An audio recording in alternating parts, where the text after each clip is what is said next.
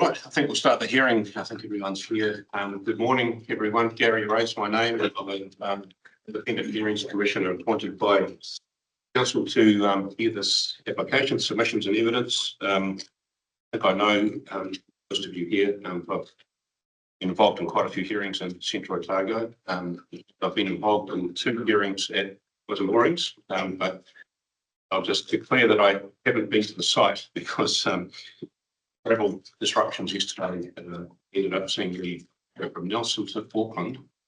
I was in Northern, and by the time I got to Queenstown with gridlock and everything else, it was pitch dark when I went past the site. I think I got in here about 7 PM, so I haven't walked on the site, but I do know where it is, and I'm grateful for the photographs that have been provided by various parties, but I do intend to go there today. I fully expect we won't be getting the full amount of time with the site for this hearing, but we'll see. But I do hope to get back there in daylight hours today. So please forgive me if I'm not totally familiar with the site when I ask questions.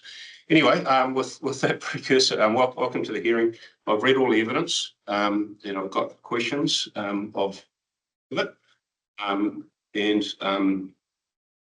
note that we do introductions in a minute, but we do have some officers from the council here today. I think what seems to have been potentially lacking in the information is information about the project itself. And I know there's been some discussion about the previous consent application. I think it was in 2009, and might have been some reliance on the information that was provided at that time, and that's fine. But we don't have statements of evidence from the council officers, but they are here to answer questions that might arise. So we'll see how that goes anyway. And I think we'll just see how that goes, but we don't have statements from them.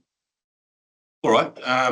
I think everyone will be familiar with emergency procedures. You basically go out this door and make your way outside the building if an emergency arises. Cell phones off, and we don't have exchange of questions between witnesses, but any questions will be directed through me.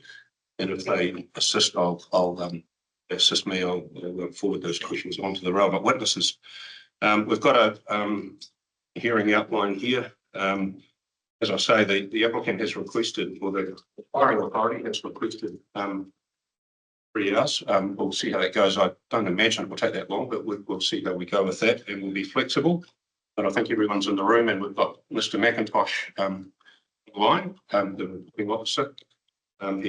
He's there, and also I'll just record that Mr. Sutterby, the submitter's witness on survey matters, has provided a statement that isn't available today, and be available for any questions that I might forward to them later.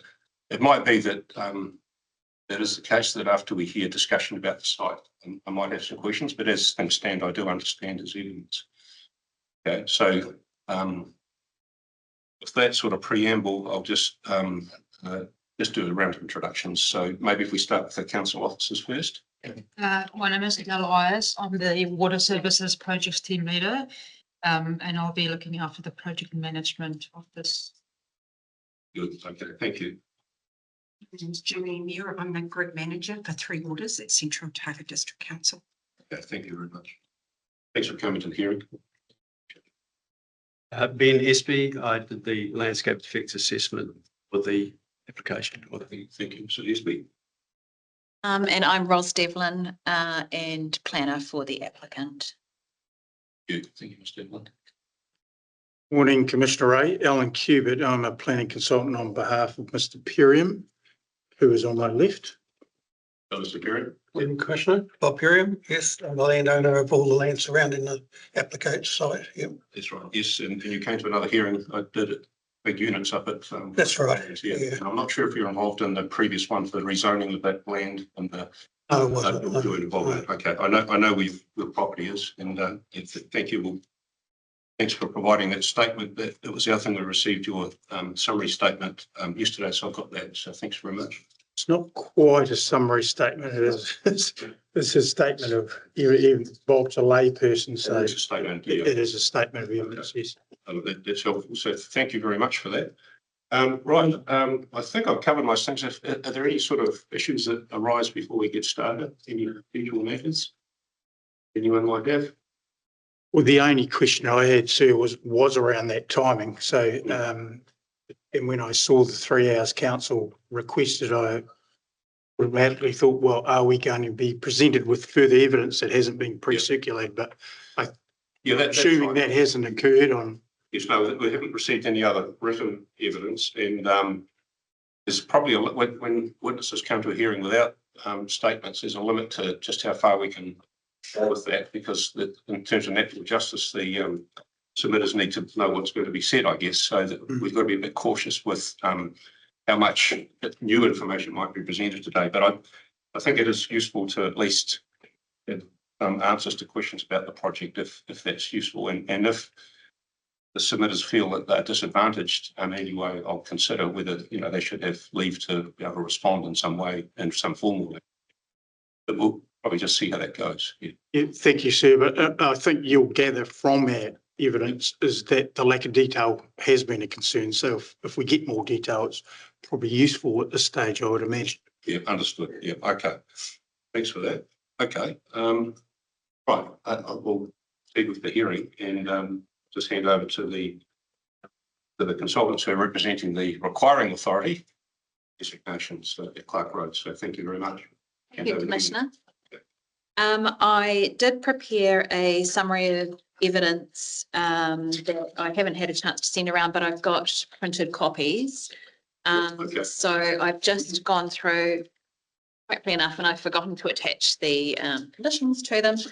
But I just wanted to have a bit of time, and it won't be 3 hours, I promise, to not bring up new things, but just respond to some of the submitted evidence That's that fine. was Yeah, pre-circulated. that's fine. But if you feel like I'm getting into new bits and pieces, then please just stop me. So I've got that to read out. My colleague, Mr. Espy, has not prepared a written statement, but he is happy to summarise anything and obviously answer questions. And then you'll probably really want to hear from the CODC officers.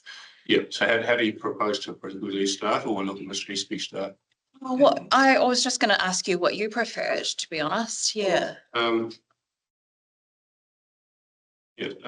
Probably we start with Mr. Espy and the landscape fix, and then I like to for the planner to go last, because you can sort of wrap things up and respond to anything that I might ask that's more of a planning question potentially. Is that okay? That sounds good. Thank you. And we haven't read this, of course, but it is just a summary and some rebuttal, or some at least some a bit of response. Rebuttal, I guess, just points that I guess Mr. Cubitt in particular, as my colleague has raised, that I don't feel like I've addressed previously. Sure. Yeah. Okay, no, that's fine. So we'll start with Mr. Espy, and then we'll come to you, and then I guess if I ask questions that Mr. Espy would prefer the council officers to answer, I'm happy for you to do that. So as long as we get the information with those channels, that's fine. Okay. All right, Mr. Espy, you didn't prepare a summary statement. Would you like to? Is there any? You got an executive summary in this statement? Or? Well, what I thought might be useful, sir, I'm in your hands really. Yep. I haven't prepared anything else written, but I thought I might just skim through my evidence and highlight points that are maybe most relevant, and then take any questions. Okay, that's fine. That'll get the things flowing, so to speak. Okay, sure. So, I mean, I won't worry about my introduction and what have you. The proposal itself, well, probably well familiar with that. For my part, section 3 there down to my 3.3. For my part, the conditions that are proposed, of course, are important because they set the parameters of what I've assessed the effects of, if you like. They set a sort of a effects envelope. So condition 6 there, and condition over the page, condition 7 is the one about the landscape mitigation plan.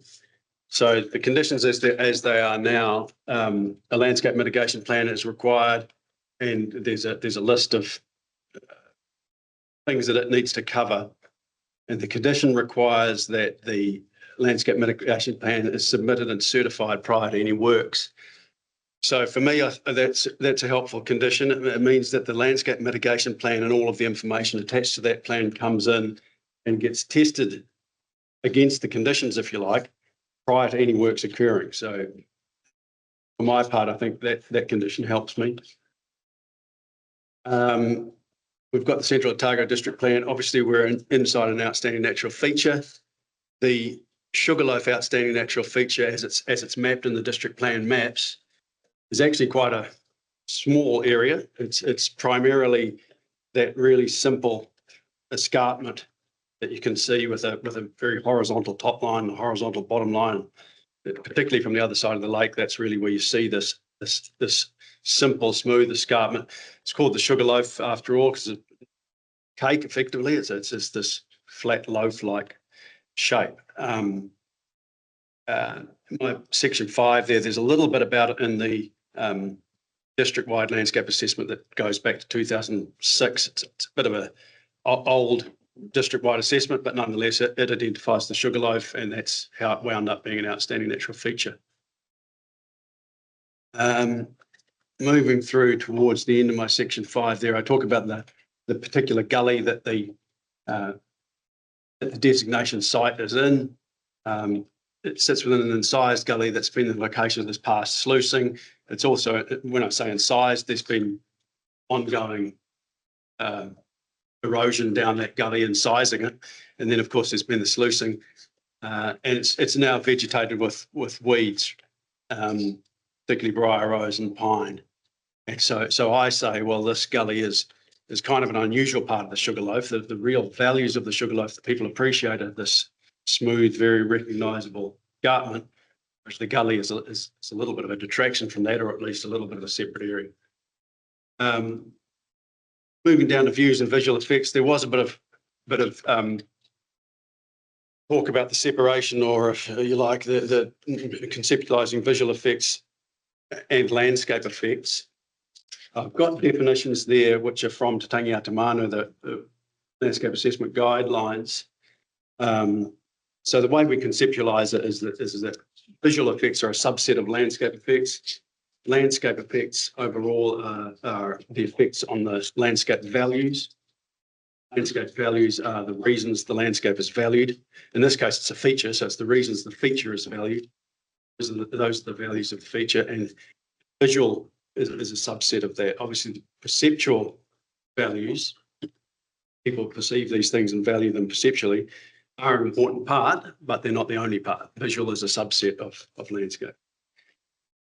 Coming down through my section 6, I summarise the effects I've found, and of course, in coming to those effects assessment findings, I've taken account of the proposed designation, including all of its conditions. That's the parameters or the envelope of what I'm assessing, if you like.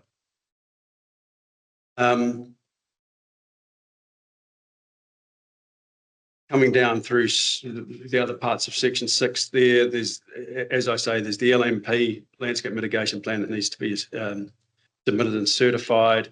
And then obviously Mr. Perriam has raised some points about particular effects there. And I go through those, my 6.6, setting out findings on effects. And again, I don't want to labour it, but I'm assessing the effects of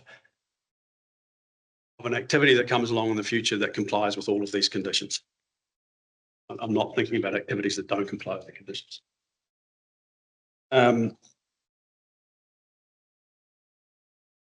So coming down through section 7 is going back to landscape effects, less emphasis on the visual. And then conclusions wise, well, I haven't changed from the findings regarding degrees of effects and things from my original assessment report, albeit that the conditions have now been tightened up quite a bit. So I think that helps. So I'm saying a short-term visual effect of an adverse visual effect of a moderate degree, and that will incrementally decrease after 6 to 8 years. I'm saying we'll wind up a low degree. So that's where I get to, commissioners.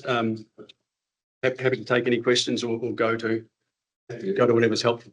I've got a few questions, but thanks for that sort of process, for it sort of brings the issues to the fore.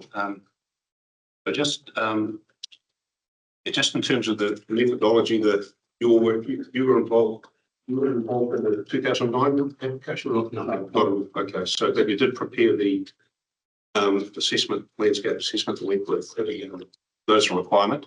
Yep. And when I looked at that, I noticed that some of the photographs are visual simulations, aren't they? The way I read them, they look like visual simulations anyway. From the original assessment report. Yeah, for this. Oh, right. Yes, so they so there's some photographs attached to 3 at the rear of that agenda, and it shows quite a lot of planting. And you can't really see the structure. So does that mean that they're going to be? Is that a visual? That's my question, really. Is it a visual simulation? Just let's check exactly what you're looking at there. Is that They're on the agenda. I don't have the agenda document. Are the ones that Were they from the original, Ben's original No, assessment? sorry, I think those visual simulations was just done to give an overall of where the reservoirs will be located. I don't think we're proposing that those reservoirs will not be seen at all. I think it was just to give an idea of the location of the reservoirs. oh, these are attached to Mr. B's landscape assessment. So it's really a question for that you attach those to your assessment. With what do they represent? There's no, where are those? Sorry, I've got my assessment report here. maybe the original. I'll just check. No, yeah, this is your assessment report, January 2026. Yep. Page 24 of it. At the end of the report, there's some photographs attached. Are they your photographs? No, my photographs don't look like what I can see. Okay, so that's what you explained. Those were put in there, but they're not Mr. Espy's. Is that right? We didn't put them in there as part of the application separately.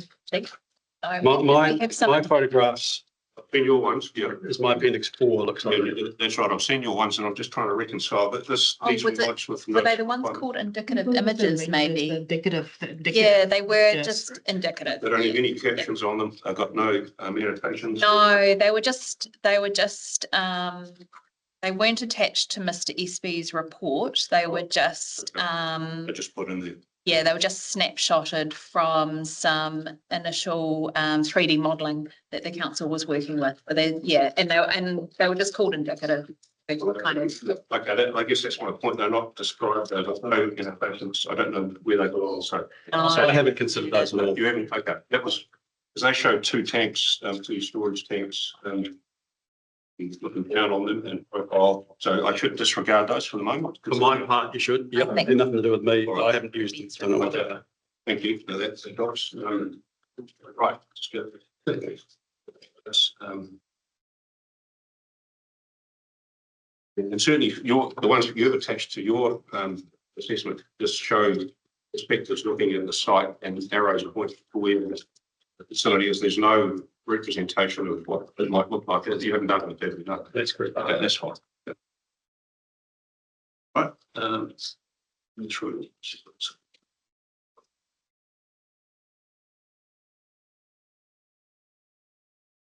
Okay, and I had some questions early on in your paragraph 3.2. You made the point that the tanks have to sit at an elevation. That's understood for obvious reasons.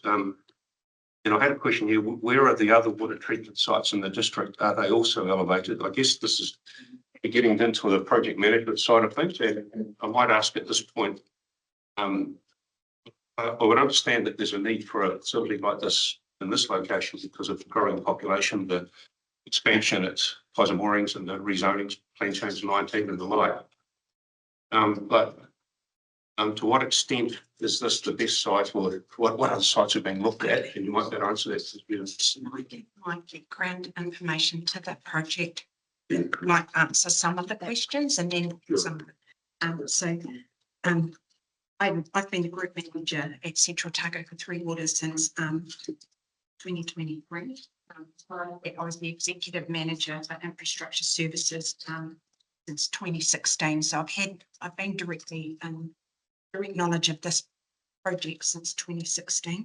So I wasn't involved in the earlier 2009 process, and none of the staff that are here now that were involved in that are still at council. So the need for and the construction of water storage has been noted since 2009. And it's been included in council's 30-year infrastructure strategy since 2015. So 2015 was the first year that infrastructure strategies were a requirement under the Local Government Act and required councils to start building 30-year planning. So it's been in there since then. The reservoir is required to meet increased demand for water from residential development in the Pisa area. So Pisa is currently serviced from 3 separate water supplies. Pisa South is serviced from the council managed Cromwell network. Pisa Moorings is in the middle and is serviced by the privately operated Pisa Moorings Utilities Association. And Pisa North is serviced from a separate treatment plant to the north.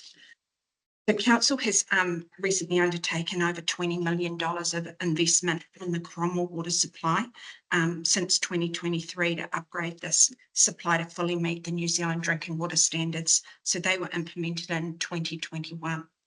And to meet that design has been undertaken to meet the growth demand in the wider Cromwell Basin, including the Pisa area. So the intent is that the Cromwell water supply will service from Bannockburn right through to Pisa from the single treatment plant. There are reservoirs at Cromwell. So the new treatment plant has just been constructed on the reservoir site at McNabb Road. The Pisa Moorings Utilities Association has approached council requesting council take over the management of that private supply, and that's due to increased regulatory requirements relating to the management of water supplies that were implemented when the Water Services Act was enacted in 2021. And we currently have consents in process for a further 1,200 connections in the Pisa North area. So in order to cost effectively the wider Pisa area with compliant drinking water, council plans to connect the Pisa North supply to Cromwell and disestablish the Pisa North treatment plant. To achieve this, the water storage is required in the Pisa area. So that would be gravity fed from the new Cromwell water treatment plants and existing reservoirs that are on McNabb Road.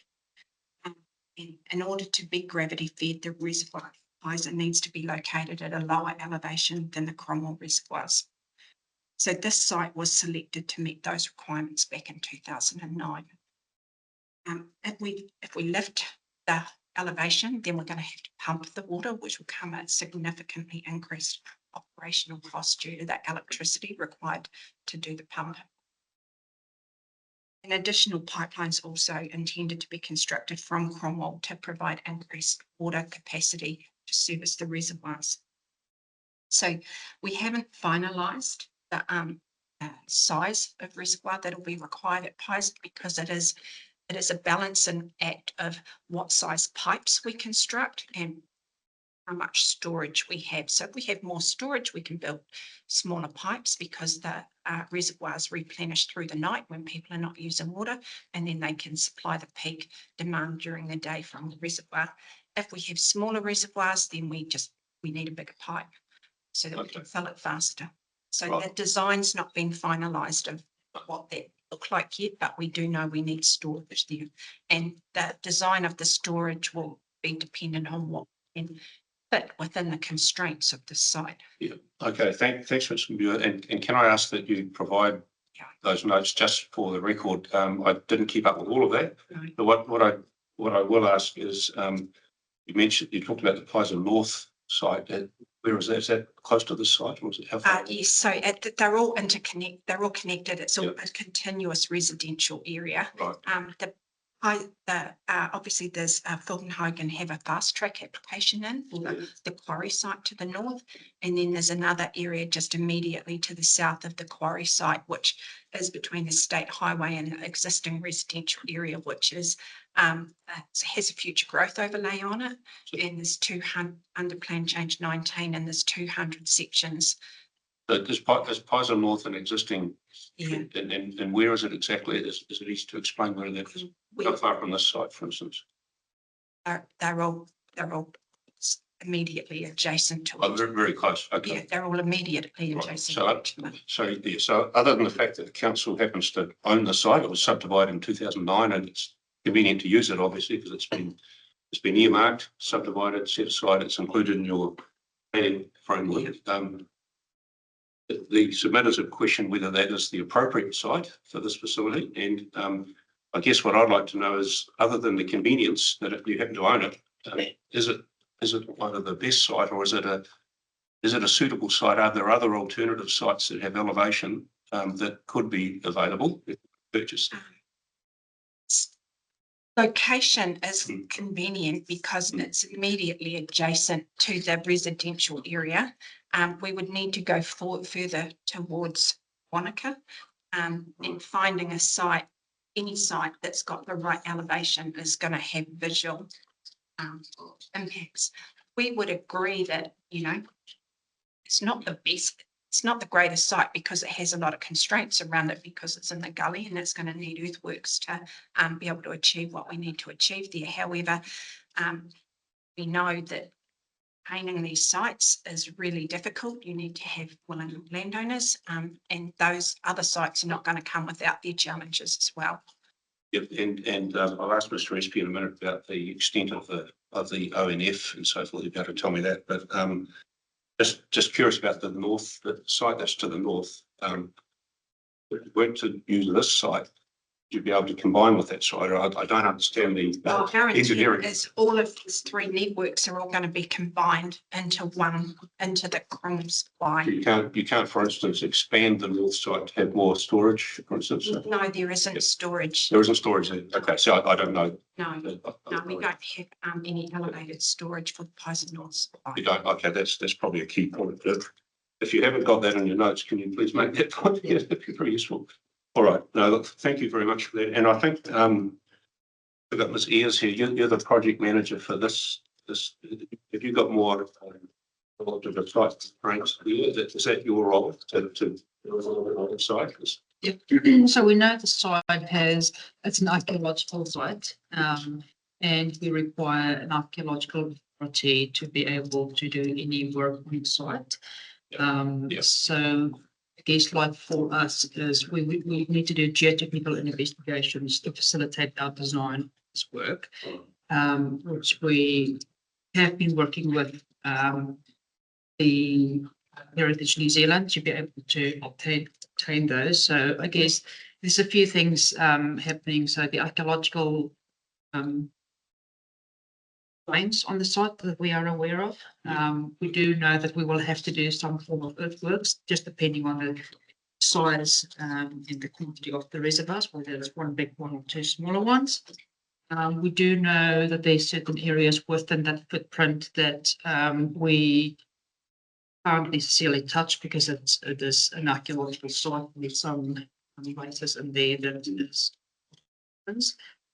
So we have done some LiDAR surveying on the site as well to understand the water runoff from the gully and where that stormwater needs to go to. Yeah.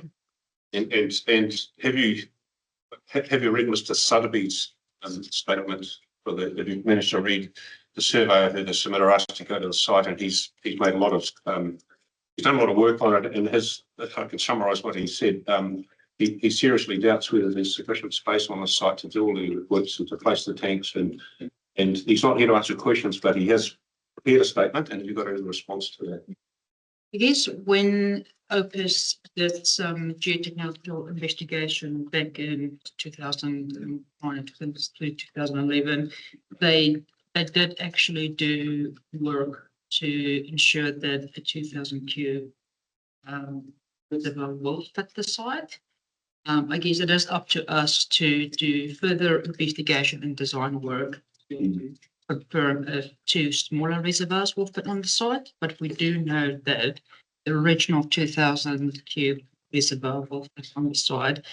It has been designed by engineers. So there's two questions that arise from that. One is, are you confident that 2000 cubic metres will be enough? And I think Ms. Muir said you haven't done the detail. So the second one is, does that include the earthworks and the other plantings that are required? Is that work done at the time? So I get, if there is, we will have to retain the site. So will retaining requirements of earthworks of the site will depend on the size of the reservoir.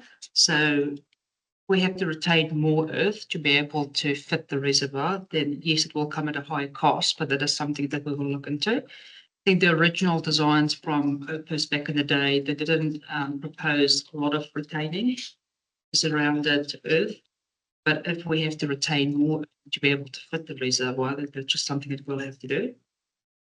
So, good. And Ms. Beer, the 2,000? Yes, so we will undertake hydraulic modelling and we'll identify what size tanks we can get on the site, whether it's one tank or two tanks. Our initial intent had been to do 2,000, following much higher growth in that area than what had been probably anticipated in 2009. We subsequently looked at building two tanks and staging them. So we would only build the first 1,500 cubic metre and then the second 1,500 cubic metre. But we're well aware we need to work within the constraints of the site. So as I said earlier, if we can only build a 2,000 cubic metre one, and we have no reason to believe we can't do that, because Opus are civil engineers who have done the initial investigation, who have told us that we can achieve that, then we will have to build a big pipe.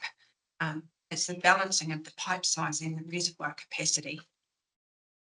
Right, that's right. So once we get the designation, we had the constraints on the site, and we design the system constraints. That's right, and that answers my other question. WS or Opus, I noticed they prepared a landscape plan back in 2009, but they would have also done the engineering aspects. They did an outline of what size tank could fit on the site. They were proposed back then. It was concrete tanks that were getting built. We would be looking at steel tanks because they're more cost effective, and we wouldn't be wanting to put backfilling against steel tanks, because that's doesn't tank if it's got against it. It's also now not good practice to backfill against your tanks, because you can't assess if there's leaks happening, and you can't assess if there's any ingress happening from the outside into the inside. Okay, understood. I think I've just got one more question. I'm just going through Mr. Perriam's statement that we got yesterday. I think it was the day before. That's to do with the stormwater flows. He's saying, and we're yet to get to ask questions or hear it, but I think he's saying that he doesn't expect, because of the lack of catchment above this gully, that the natural flow down. And so the stormwater mitigation, he's asking whether that's to do with rupturing of the tanks, whether it's an emergency type response or not the case. We acknowledge that the stormwater requirements in that original consent that appear quite high. We're not aware of what the history behind it is. Just running with us. Yeah. Okay. We wouldn't anticipate that there would be a great deal of runoff, other than what would have naturally gone down the gully anyway. Runoff from the reservoir platform. No, so the integrity of the tanks, you said they're likely to be steel, is that Yeah. what you're saying? So they would be, is that better than concrete? The difference between steel and concrete is that concrete tends to have twice the life of a steel tank. So you replace your steel tanks earlier, but steel tanks are half the price to build in the first place. So it's around capital funding and then the availability of it. We can build it for half the price of a concrete tank, but with half the life. So whole of life cost is similar, but it's having the upfront money to go and do the investment in the first place. Concrete tanks are easier to manage than steel tanks are easier to manage than concrete tanks. Right. You can get leaks that are harder to repair. I think as part of the design as well, we were always intending to do a stormwater assessment. That is just something that goes with the design. That is just to, mitigate the stormwater that has to go, because obviously you're going to block the gully in essence, so you just need to know where the stormwater is going to go around it. Right, then This, Mr. Perry suggested another solution for the storm. I don't know if you've had a chance to read that stuff. Any comment on that? Speak to Yeah, are you going to address that? I just wondered if there's any council sort of preference or. Look, we're open to that suggestion. Okay, all right. We might potentially come back to you on that, but I don't expect you to sit through the whole hearing, so you're welcome to go, and I've just seen if there's any other questions. And I'll ask maybe Mr. Kubert, you've heard that discussion, and is there any question of clarification on that? It's sort of come at rapid pace, I guess, but is there anything that want me to seek clarification on? In terms of the stormwater or Or the whole shebang. the whole project and also the storm. Um, I mean, you'll be giving everything on it, but Yes. I just wondered, is there any, while our officers are here, is there anything you want to ask? no, not really, because I think the discussion has really just confirmed Okay, that there is a lack of detail and we're not quite sure what the effects of this are going to be. all right, okay, and I understand that point, and it also comes to the outline plan process, and you've given evidence on that as well. So from a council perspective, what I heard Ms. Muir saying was that you're having to work within the constraints of the designation and the conditions that have been offered, and that you'll adjust the project to meet those, or you'll do whatever's required to meet those conditions. I think is what you said, and I guess the actual conclusion is that if you don't have enough land to do what you want to do, you would have to seek an extension of the designation sometime, right? Or it's an option. We only own so much That's land right. there, so Yeah. the ability for us to extend the Oh, designation you is have to go to limited on that adjoining landowners agreement, so.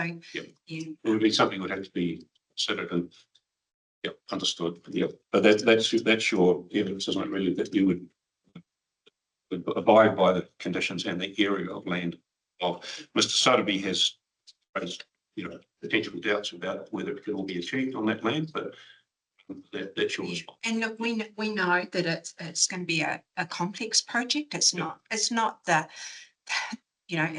ideal site, but there's not necessarily an ideal site there. It is the site that we have that is at the right elevation. That probably is more in a gully than going straight into the side of a hill. Well, I think I'll excuse you from sitting through the hearing. It might be the period speaks later in the day. I might ask for your feedback on that, but welcome to go about your other business for the moment if you wish to leave. Is that they're sort of your witnesses, I guess? Is that okay if I excuse them now? Yeah, absolutely. Yeah. Yep. No, if any other technical things come up, then yeah. Look, I'm in the building, so Yeah. if you need me, I can come back in at any time. It's got to be, just provide those notes through to. Yeah, I'll send them through. We'll give those to this matter. Yeah. All right. No, look, that's fine. And I should have probably just gone straight to it right at the start, but it sort of came up with Mr. Espy's evidence when he talked about elevation, and I need to understand how other sites could or couldn't be considered. Yeah. So thank you for that. Right. Carry on. Into the landscape side of things. Yeah, just to sort of segue back into your evidence, Mr. Gillespie, the ONF, I presume wraps around, goes further than just this location. Does it go around to the area to the north as well? It curls around. So I've actually got the district plan map here, if that's of any use, but on the district plan mapping, it's clear where it is. Okay. It curls around a bit to the north, and then down to the south to the Lowburn. It curls around a little bit there as well. So it's kind of a reverse C shape, if you like. But Right. Have a look at that. But in terms of the archaeological sites, are there other sites like this in the vicinity? Or is this a pretty unique? archaeological wise, Yeah. to be honest, I'm not sure, but I think within the ONF, this is the only All right. site of sluicing. Okay. Come back to that. Give a chance, but it's clear this site has got, well as the Yes. Okay, I'll just go. Carry on with that. Other questions. Yes, yeah, the other question I had was the conditions have been improved, through an RFI and a response, and the reasons 3.4 sets out what those are. I guess my question is, in light of the Cubitt's evidence, do you have any, have you got confidence, that are you relying on the conditions when in practical terms it might be quite difficult to establish on this reasonably hostile environment in terms of slope and other factors? Do you have confidence in your experience that 6 to 8 years, for instance, will provide those mature trees? Well, at the time of, I suppose it was the request for further information response being formulated, I was asked to look at these, and we went backwards and forwards with these points of the landscape mitigation plan condition quite a bit, and I believe we got them as good as we can get them. If there are further suggestions to improve them more, I'm happy to. That sounds good to me. I guess the part of the nature of this proposal is that there will be water to the site, plenty of it. So irrigation is important. I agree with you. Irrigation is important, and will help the planting quite a bit here compared to non-irrigated planting in a location like this. The gully itself also helps a bit. It holds a bit more moisture and it's more sheltered. And the plants, the other part I think that's important of that condition is the certification process of the landscape mitigation plan. I envisage that when a landscape mitigation plan is formulated and put into the council for certification, it'll be scrutinised pretty well. I think it was mentioned there as a landscape architect or an ecologist or both. To get this. The part that I like is that it's certified prior to any works. So if it's not cutting it, it doesn't get certified. You can't do any work. So I think the conditions look, but if it can be improved, I'm happy to hear that. Just mentioned, isn't it? So that despite how good the conditions can be, sometimes things just can't happen, and all the monitoring in the world and all the enforcement means you just still don't get trees growing there. But what you just made, prior to work, certification is required. Yeah. I'll have to have a closer look at that condition when we go through. Yeah, and details of planting species densities formulated by a landscape architect or ecological professional to use species and methods that are specifically suited to conditions. So, I'm envisaging hardy grey shrub species that were natural to these gullies long ago. With the help of an ecologist, it'll be local nursery stock. I think it's as good as we can get it. Right. And thank you. And I think it was Ms. Ayres made the statement that it might have been Ms. Muir that if we're not screening the tanks entirely, is that your evidence that they won't be entirely screened from all public use? Yeah, that's right. I'm trying to find the condition. It was condition 6 was earthworks. Yes, that's right. Yes. Condition 6, earthworks shall be designed, follow in conjunction with the planting. Ensure that tanks are reasonably difficult to see from Clark Road and the state highways. So they're not necessarily invisible from Clark Road and the state highway. And so they won't necessarily be invisible from other locations as well. But I think the way that condition is set up, the highway and Clark Road really are the points that get a really good view of the scully. So Mr. Perry's property, for instance, would he still be able to see the tanks in 6 to 8 years? Well, I guess if we cast our minds forward to 6 to 8 years, the tanks will be reasonably difficult to see from the highway. Yep. The further you move out towards the lake from the highway, your viewing angle becomes more shallow. You'll start to see a bit more as you walk towards the lake edge. So they may not be completely invisible after 6 to 8 years. And of course, it's the upper part that won't be invisible. But then we've got the conditions 1 to 3 about, we've got recessive colours in browns, greens with a reflectivity value of no more than 15%. 15% is pretty low reflectivity value. That means, dark muted colours. And just because I haven't been to the site and studied it properly, what would be your response to why can't you plant it so that it is totally invisible? There's an obvious reason for that, but I'm not, because I haven't been to the site. Well, I guess it's about growth. If we're saying after 6 to 8 years, reasonably difficult to see, after 15 years, it probably will be completely invisible. Just while we're on that 6 to 8 years, I guess this is probably a planning question. In terms of the amenity, the definition of amenity in the RMA is it reasonable? And that's what makes an area intrinsically important to the person who lives there.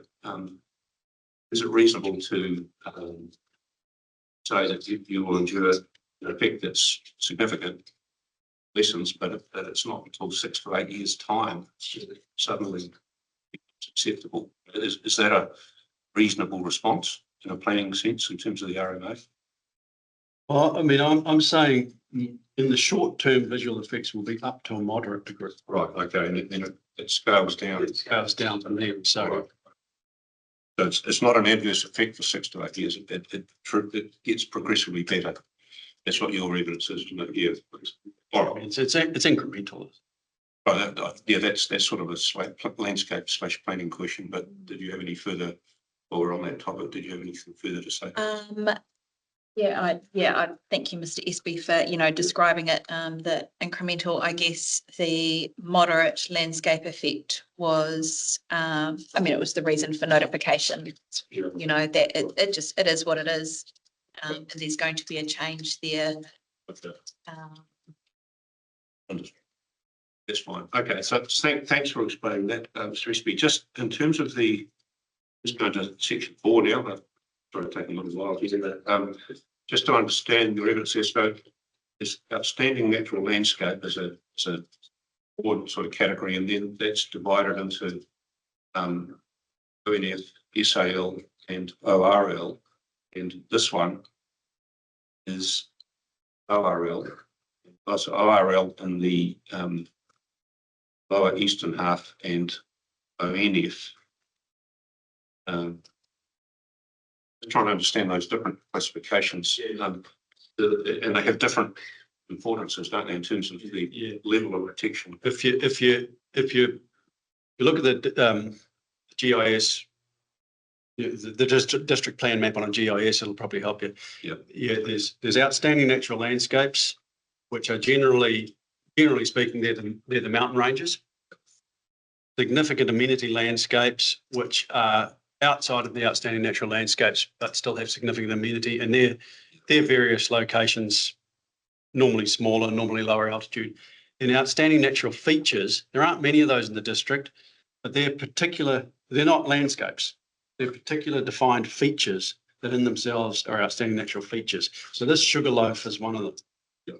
And then ORL, other rural landscape, is really all the rural landscapes that aren't ONL or ONF or SAL. So the lower part of the site which is sort of below the outstanding natural feature of the escarpment, if you like. That's other rural landscape. Okay, no, thanks. And I'll come back to that with Ms. Devlin. In terms of paragraph 6.3, works are required to create a natural follow as coupled with planting renders the reservoir reasonably difficult to see. No, that's right. You've actually had a question on that, but you've actually answered that. Sorry, I won't ask that now. I've also asked you a question I had about will we see the tanks or structures? But there's another point is the amount of planting proposed here. Will that be sort of unnatural in this landscape? Is it the amount of planting required to screen these structures? Will it create an anomaly in the wider landscape context? Well, looking at the condition there,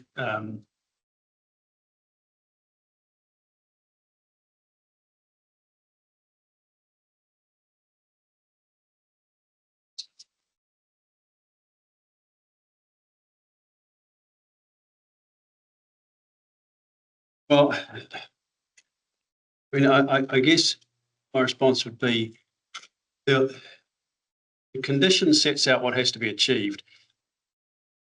And a detailed design will come along and be certified in relation to that condition prior to works. So I'm envisaging a design is done sometime in the future within the confines of what's provided for. So there'll be a big engineering design aspect to that, and then there'll be earthworks design in relation to mitigation, and then there'll be planting design as well. The planting design is using mixed natives that are suitable to this gully site, and then that can be certified by the council. So, I'd like to think if a design came along that really looked unusual and had straight lines and was outlandish, the council wouldn't certify it. They'd say, well, hold on, it says naturalistic form, Yeah, let's get this right, and then we'll certify it. So, that goes to the question about how it's aligned on the site, whether it's in straight rows or clustered. But in terms of the quantity planting required to screen things, that's something that can be reconciled with what would normally occur in this landscape. well, it might be that it's the earthworks and the landscaping together that achieves this visual mitigation. So it might be that if you design the earthworks right, you don't need any planting at all.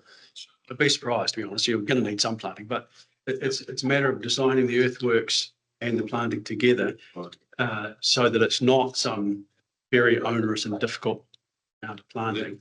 That should be an outline plan. Yeah, but I suppose that's a planning question too.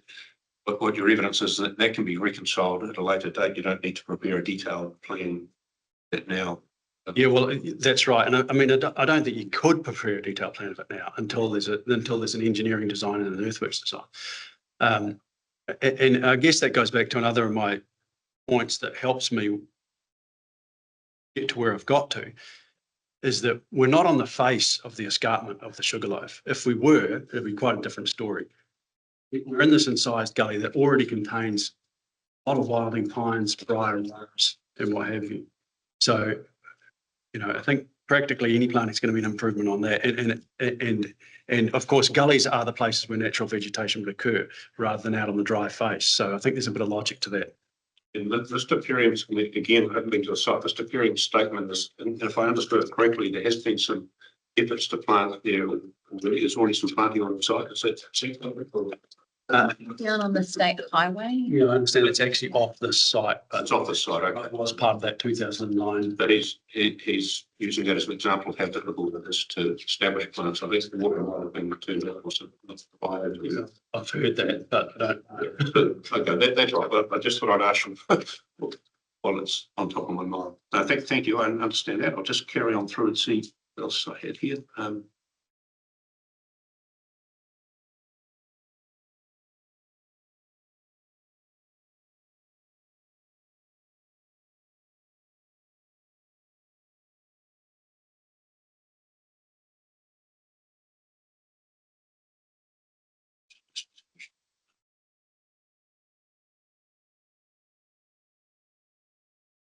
Yep. So in paragraph 7.3, that's where you talk about effects on landscape boundaries. In paragraph 7.3, the subject site, it's a somewhat anomalous part of the Sugarloaf ONF. It's in Sice Gully and it's had it past gold sluicing and it's relatively vegetated, unlike the rest of Sugarloaf. Exotic weed species, which you've just talked about. Mr. Cubitt has sort of questioned why the council didn't have that statement peer reviewed, or at least have the landscape and visual effects stuff peer reviewed, because I guess what Mr. Cubitt's saying is he doesn't think it is an anomalous part of the Sugarloaf. But I guess it's your opportunity to respond to his evidence on that. Did you have any comments on that? Well, I guess the starting point is we're talking about the values of the ONF.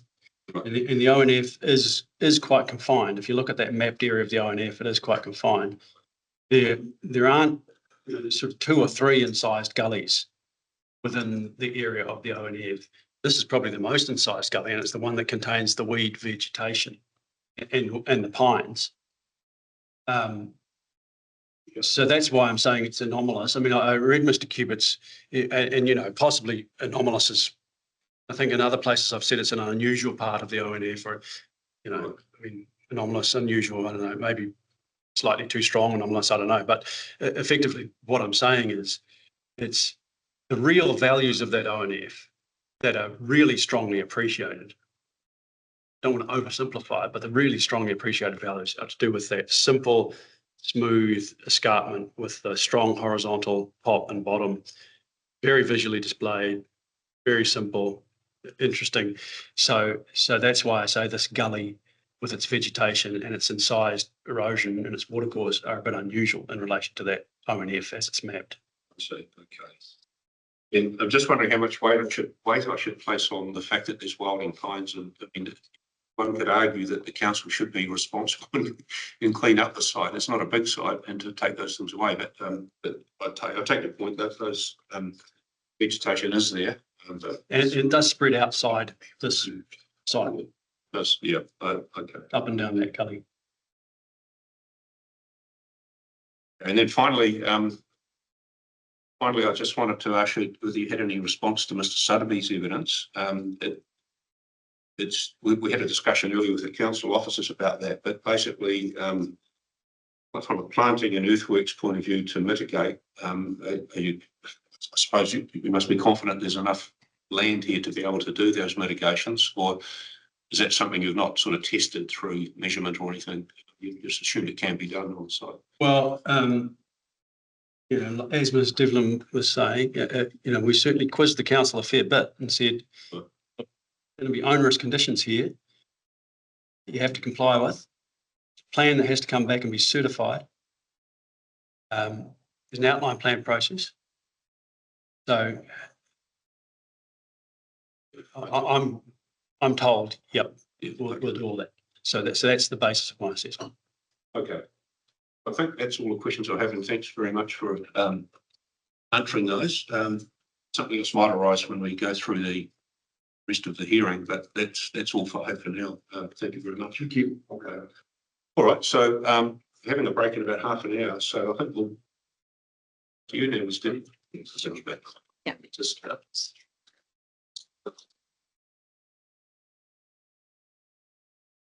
So my statement went around, didn't it? Yep. It's quite unusual just to you could probably read that out. Actually, I think we've got time set for the tables at the back, but maybe in the starting at 2.1, maybe just read that out. Yeah, we go. Having considered the issues raised in the submitter's expert evidence from Mr. Cubitt and Mr. Sotheby, I do not resile from the conclusions reached in my primary statement of evidence. The core planning framework and statutory basis supporting this notice of requirement remain entirely appropriate, in my view.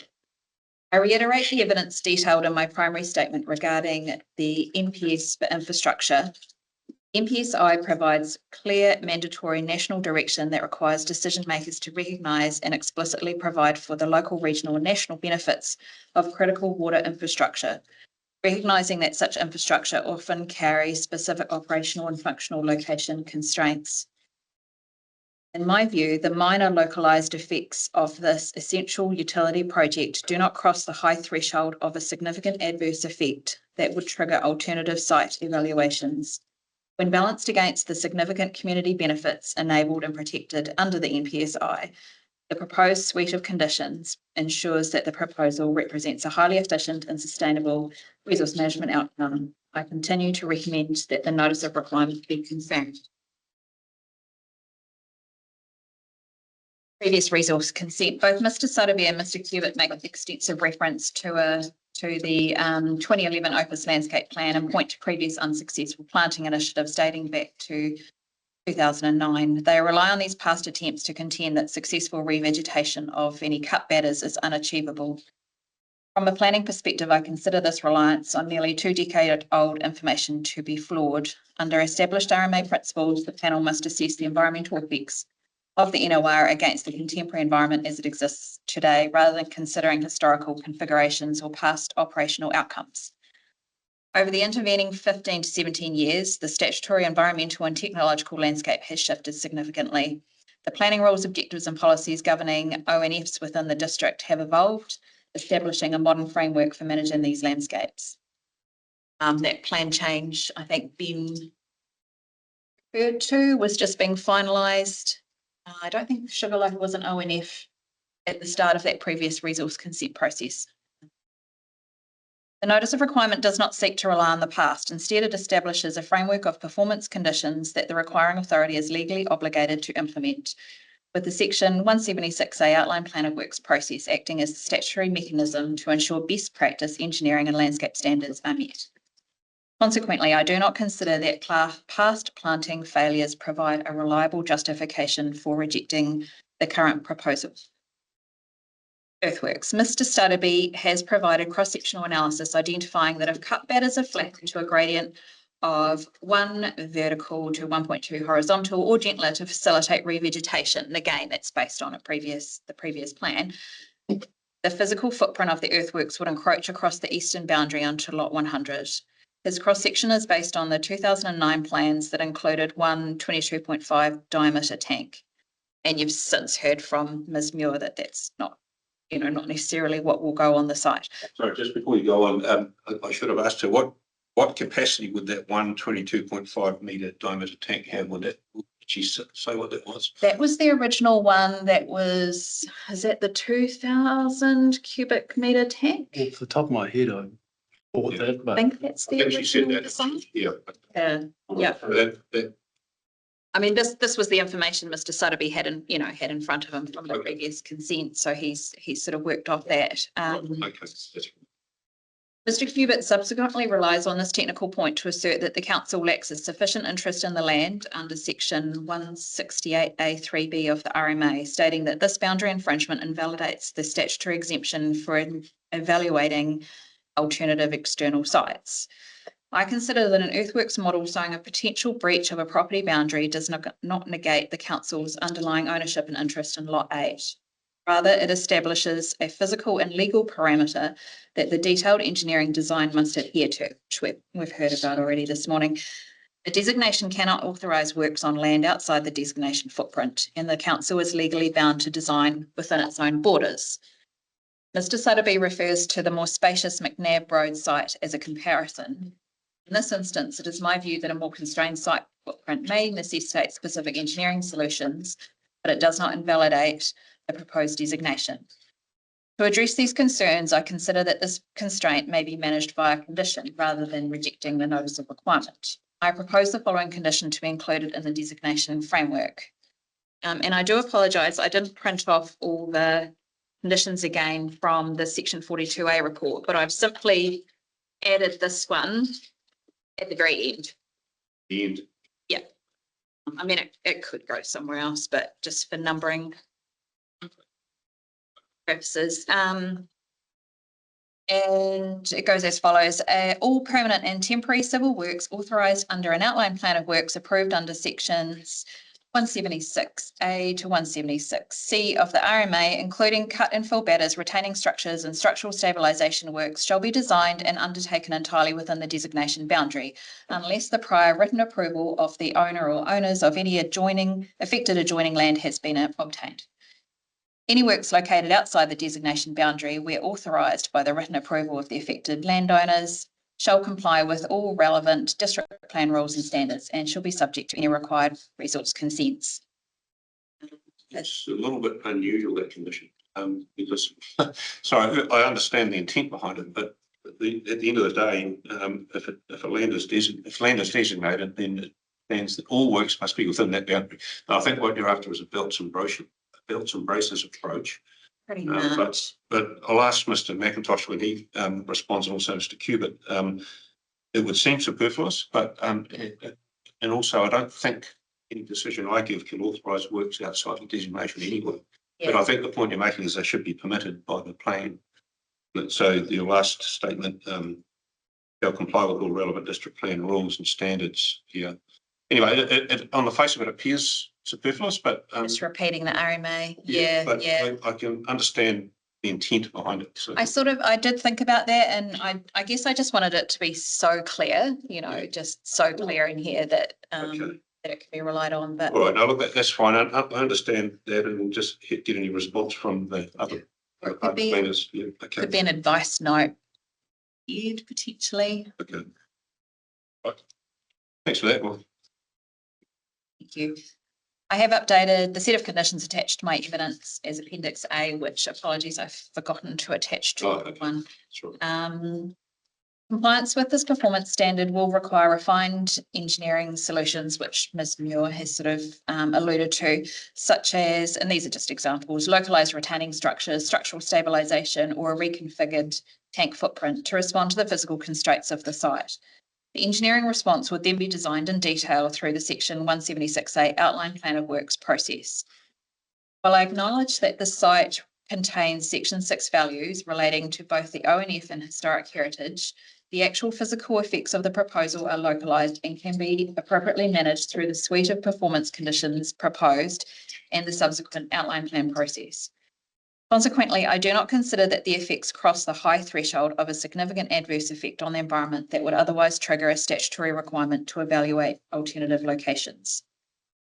I suppose just if I can interrupt there, it's sometimes done with no sort of requirement anyway. It's like that's our argument. But in any event, we've looked at alternatives and none of them are suitable. Or and we sort of went part way there today with the council officers. But that's right. On one side, that might have been a good thing to do. But I understand the evidence. Your evidence on it is about that significant adverse effects aspect. It's quite a high threshold. Yeah, Okay. yeah. And if the RMA hadn't been amended, that whole process would have gone through. Okay.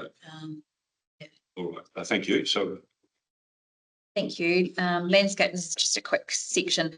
Both Mr. Sutterby and Mr. Cubitt raised concerns regarding the visual impact of the earthworks and the viability of the proposed landscape mitigation. The RMA is supported by the expert assessment of Mr. Espy, a qualified landscape architect who has undertaken a comprehensive landscape assessment, evaluated conditions for the designation and prepared evidence for this hearing. Just covering it off, I'm not a landscape architect, so I defer to the expert landscape evidence of Mr. Espy on these matters. From a planning perspective, I note that under established RMA practice environment court principles, technical assessments regarding the management of Section 6B ONFs require specialised expertise to provide a robust evidentiary basis. The Code of Conduct for expert witnesses requires that evidence must be restricted to matters within the expert's actual area of expertise. And I'll ask, this might save me having to ask you questions on the evidence and check, but I'll just ask a question now on that if I can.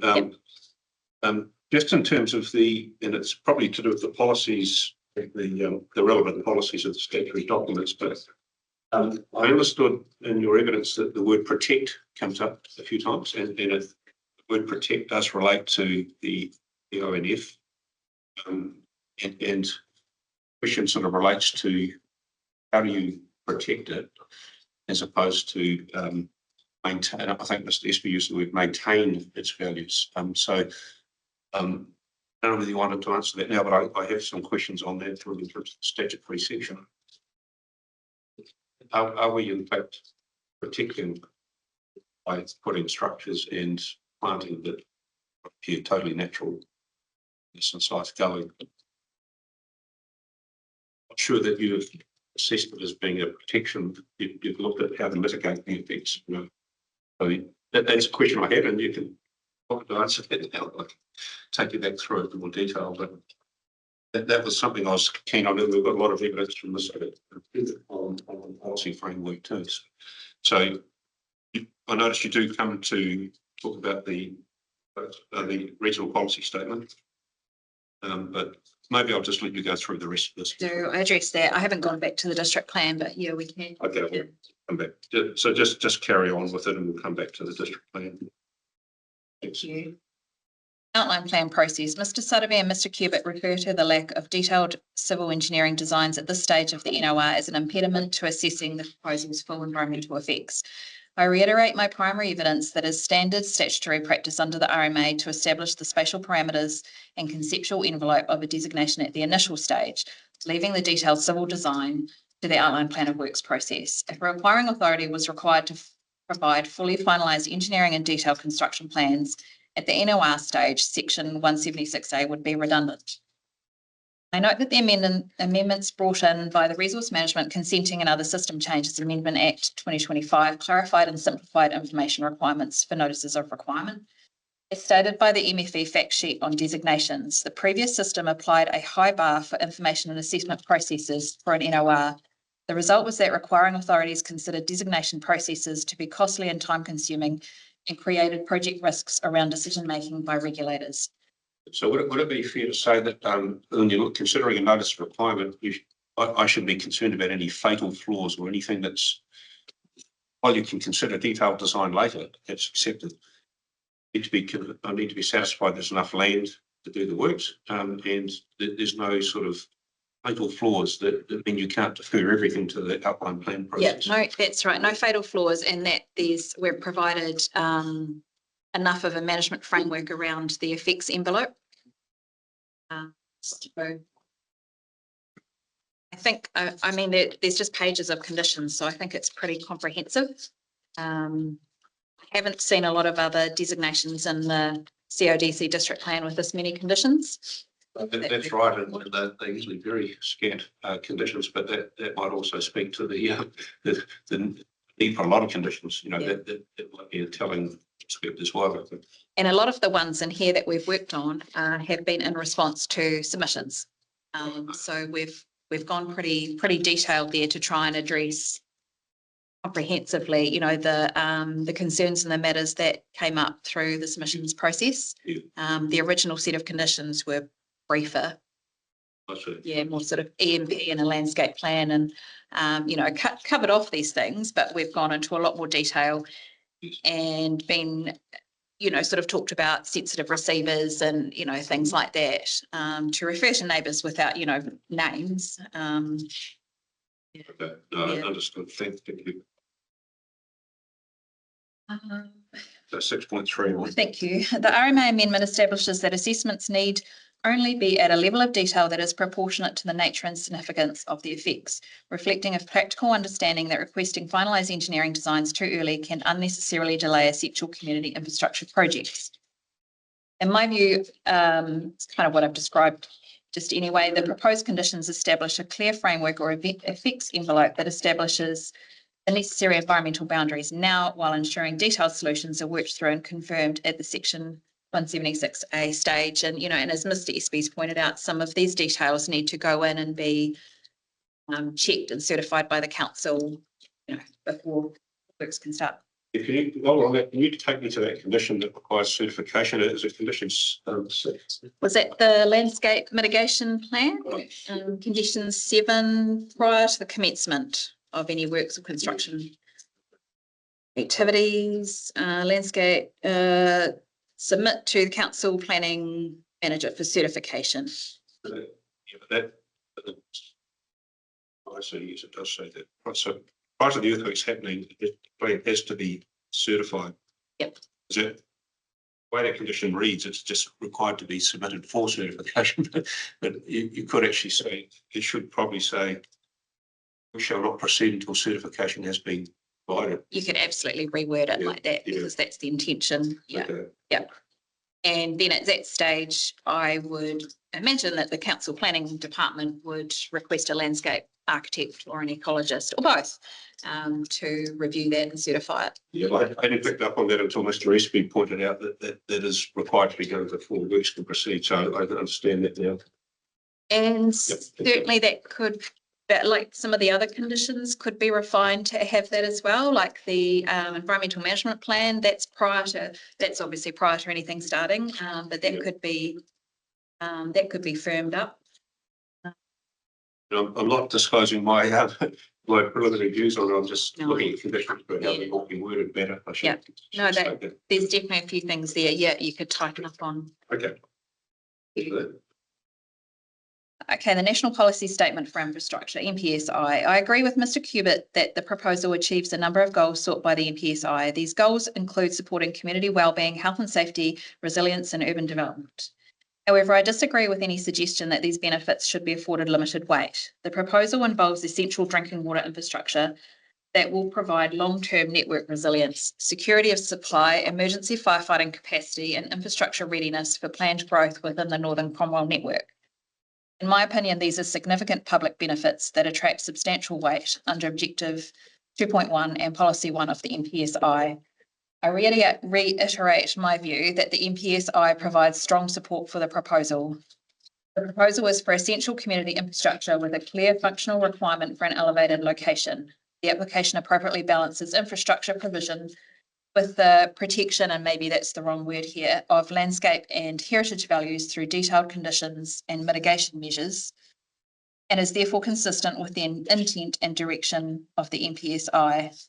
So just on 7.1, I think my reading of Mr. Cubitt's evidence on where he says that the benefits should be afforded limited weight. I think what he's probably meaning there is on this site. In other words, those benefits might also apply to another site that provides water treatment facilities. It's the site he's concerned about. Yeah. You understand that? Yeah. But he hasn't provided any evidence of another vital site Okay. for us to look at. Okay. Proposed Otago Regional Policy Statement, which I think's finalised in a couple of days, isn't it? Mr. Cubitt states that the Section 42A report does not refer specifically to the ports policy EITINFP4. And in this is my observation, the Section 42A report refers to the provisions generally rather than listing each relevant objective or policy. Mr. Cubitt's interpretation assumes there are reasonably practicable alternative sites available outside the ONF. However, no evidence has been provided to the panel demonstrating that an alternative site has been identified, investigated, acquired, is available to the requiring authority, can achieve the same hydraulic performance outcomes, and would result in materially better overall environmental outcomes. The subject site was specifically created through subdivision for reservoir purposes and has been held as a local purpose utilities reserve for that purpose since 2011. The elevated position of the site is required, as Ms. Muir has gone into detail, to service the Northern Cromwell water supply network. Avoiding locating on the ONF and historic heritage setting is not reasonably practical because of the functional needs and operational needs of the infrastructure. Adverse effects of the infrastructure on the ONF and historic heritage values can be remedied or mitigated to the extent practicable. In my view, the proposal accords with policy EITINFP4 and the regional policy framework. Conditions, my final quick section. At paragraphs 82 and 83 of his evidence, Mr. Sotheby usefully recommends a number of conditions. I understand that generally the purpose of such conditions for a designation is to protect the value of the designation, ensure compliance with rules and standards, define what is allowed and not allowed under the designation, manage risks and responsibilities, and provide grounds for enforcement. I comment on the appropriateness of Mr. Sotheby's conditions below. So I won't go through all these. I think it's quite useful to actually. Okay. I didn't understand when I first looked at it what that table was, but because we haven't got Mr. Sotheby here, it's probably useful to bring those to the fore. So, yep. So I think we're going to have a break soon anyway. Okay. If you go through those. So yeah, so it was at the end of Mr. Sotheby's evidence. He said, "Look, you know, should the panel be minded to approve this, etc. Here are my recommendations." So I've just gone through them.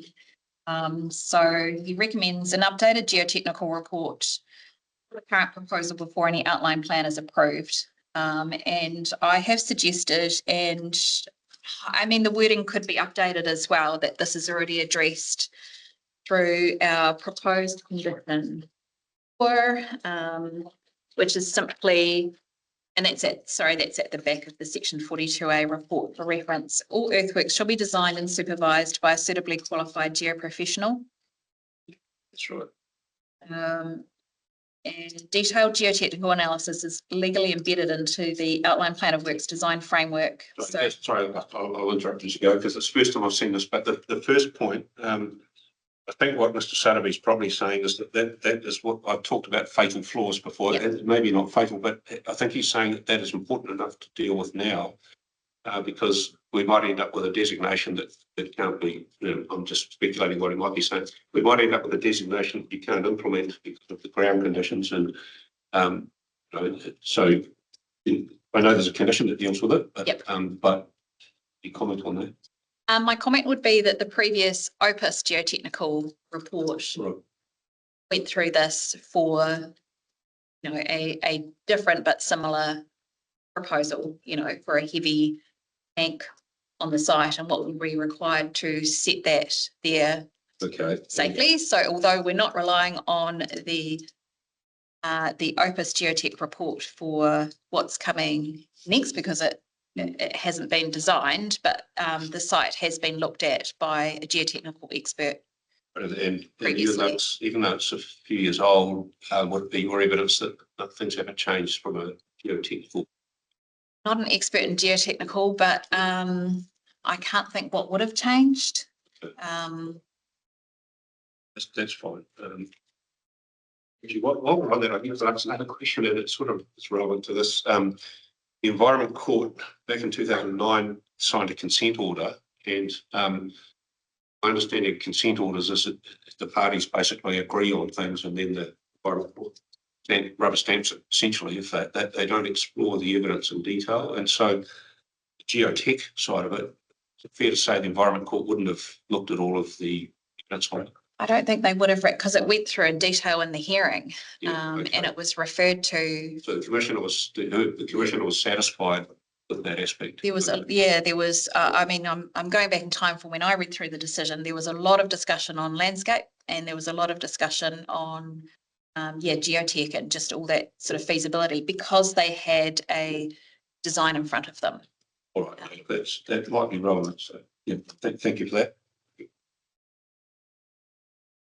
And then Mr. Sotheby's recommended an independent peer review of geotechnical and earthworks design, and I have suggested that this is not necessary because the territorial authority, when it's reviewing an outline plan, could seek that anyway.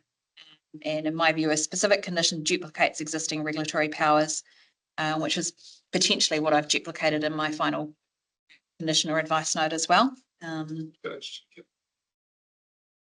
Detailed pre-construction earthworks plans and cross-sections showing final cut depths, fill depths, batter gradients, retaining structures and drainage. And I've suggested that this is already covered in the section 6, condition 6, which establishes design parameters for the finished landform shaping and the gully integrity. And the specific delivery of final engineering profiles and cross-sections would be subject to the outline plan of works process. Confirmation that all permanent and temporary works can be contained within the designated site, etc. And yeah, so I have tried to address this with a new condition, maybe better as an advice note, or maybe not even needed. I'm not too sure. Okay, yeah, we've had discussion on that. For the spatial containment of the works. And I have made reference to condition 5, the EMP, and the construction management plan, condition 35, require explicit scheduling and management of construction footprints, stockpiles and sediment controls within the certified boundaries. So, those processes don't allow for it to spread. And this one's similar, I think. Specific confirmation that all cut and fill batters can be formed at gradients that are stable, erosion controlled, re-vegetable, and wholly within the designation boundary, and that's similar.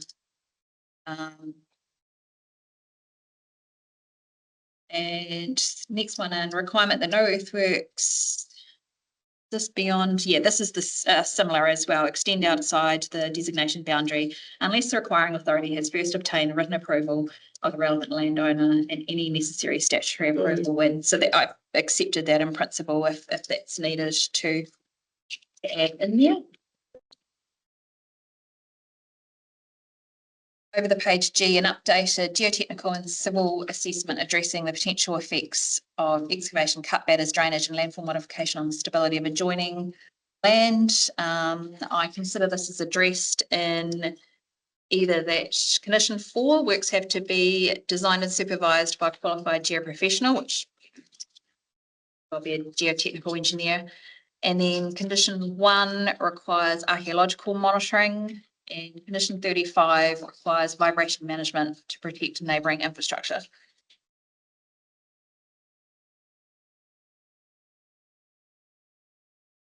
So so the conditions that require prior certification are environmental management condition 5 and 7 landscape mitigation plan. But Yep. all the other engineering type things are just things that have to happen as part of the outline plan process, aren't they? So, Yeah, the construction management plan, this construction management plan 35 does need to be oh, certified, which makes sense that it gets certified first. that's 35. Yeah.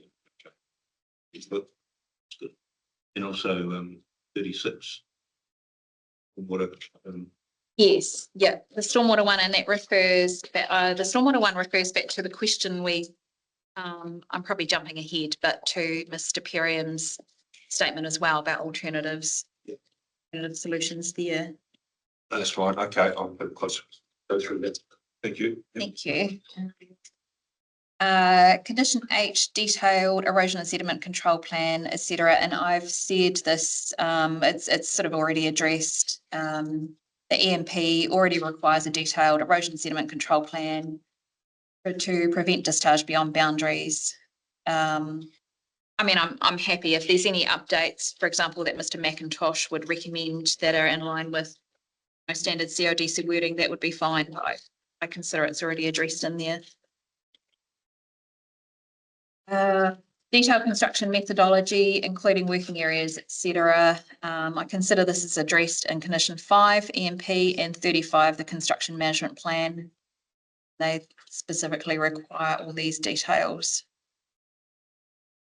J, a requirement the landscape mitigation plan demonstrate how steep cut and fill slopes will be practically prepared, topsoil stabilised, irrigated, etc. I consider this level of detail has been integrated into condition 7 already. It specifies species collection for local conditions, a 5-year automated irrigation system, and a 5-year replacement regime to address the, I guess, the concern about, planting, not. Yeah. The water comes from the tanks, I presume. Is that big one? And Well, the water irrigation comes. I understand, yeah. So That's probably something that's been basically said that, and I think that's water. Yep. I don't know how much they'll use, but it's goes through summer. You wouldn't want to diminish by the amount of irrigation that takes place, but that's probably quite important to understand that. I might have to go back to I might ask another question of the council witnesses about that. yeah, confirm with them, but that would be my understanding. And that the it requires can you just ask them to come back just to address that aspect? after morning. After morning tea, or I'm not sure how long we're going to go today, but if they can come back as soon as they can, we'll just ask them just a question directly and then they can leave. Yeah. If I could, Yeah, sure. I mean, I don't know if the water that is used for irrigation literally needs to come out of the tank. There's a supply coming from Cromwell to the tank. Oh, is it piped? So, Yep. The water can, Yep. doesn't literally need to come out of the tank and come pre-tank, do the Pre-tank. irrigation, and then the tank has a vice on it to make sure it Okay. fills to the level. Yeah, so it might be that if that is the case, I don't think these conditions would need to specify where it comes from, but I need to be satisfied that it's readily available. So it might be that it's included in a bit more clarity around that, so that someone can't just say, well, we couldn't get water. So we're not doing Yeah. it. Yeah, okay. All Yeah, right, thank you. okay. So we'll clarify with EODC officers that irrigation water can be made available and maybe amend the condition. Well, just to where it says Irrigation details of a temporary automated irrigation system to be maintained for a minimum of 5 years from time of planting. yeah, that's right. And it might be that there's an advice note that it's expected this will either come from tanks or from piping. Just to show that there's a bit more certainty about where the water will come from. Again, this is on the premise that I recommend approval of this, but yeah. Yeah.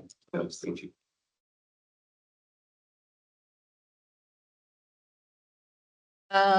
Condition M, consultation with Mr. Perriam or adjoining landowners before certification of earthworks design, stormwater design, erosion and sediment control plan and landscape mitigation plan. And I've considered that this isn't required. Condition 5D, which is noise and vibration, including methods for proactive communication with the owners of sensitive receiver sites at 23 Clark Road and 1 Perriam Place. So that's written into there. And condition 35F is contact details for a designated site manager who will be responsible for responding to any complaints or inquiries from the public during the construction period. So these communication channels are explicitly in there. My proposed boundary condition legally secures property rights if it's mandating a third-party veto over standard technical certifications is procedurally inappropriate. In clear performance standards for rehabilitation, I consider these are addressed and locked into condition 6 for visual screening thresholds from Clark Road and State Highway 6. Condition 7, weed eradication, eco-appropriate native establishment, and condition 10, reinstatement of access cuts with hard tussock. Just, I haven't studied the conditions on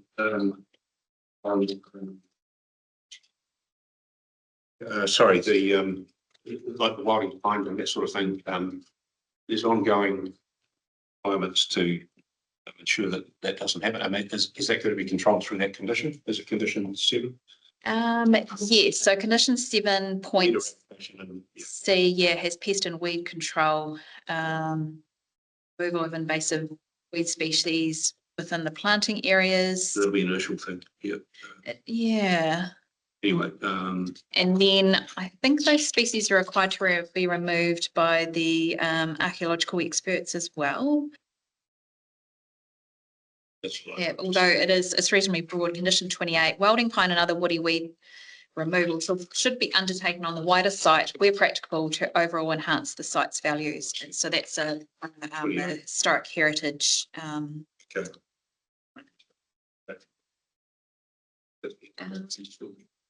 And that's the end. Yeah. So We'll take a break shortly, and then I'll come back and during the break I'll see if I have any further questions from your evidence in chief. But we've covered most of it. Just had a question about outline plan process. I've done many designations over the years, but I've just this notice of requirement would have a lot of conditions, and the outline, as I understand, outline plans. There's no consultation with neighbours, or that's just a mechanical sort of council goes through the plans and ask for any changes. But this is the forum now for input from neighbours, isn't it? And that's what we have in here. that's my understanding. So that's why it's probably important to have the conditions a bit more robust than they might otherwise have been. Yeah. All right. No, that's fine. I understand that now.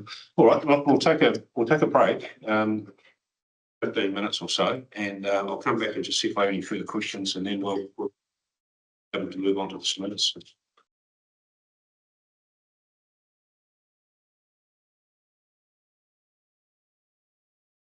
Okay, we'll reconvene. I took a little bit longer because I was going through the evidence in chief. Thank you. Thanks for coming back to the hearing. Thanks from the council. I think the only regulation that came back was to do with the irrigation side of things and the availability of water, ready availability of water to do the irrigation. And we speculated whether it might come directly from the tanks or from the pipe work that leads into the tanks. There won't be a specific preference, but once we go through the design work, we will determine if it goes via the pipework, the reservoir, or in some cases we have a smaller weed tank specifically just for irrigation work, but that is the work that we will finalise there in detailed design. Yeah, typically you would take from a little one into a small one that held that for your irrigation. Right. because you'll fill that up through the night when there's low demand. Yeah. So that you're not adding to peak demand by irrigating at peak demand time. Okay. You just run your irrigation separately into your reservoir supply. We've done a similar arrangement at the Lake Dunstan water treatment plant. Oh, yeah.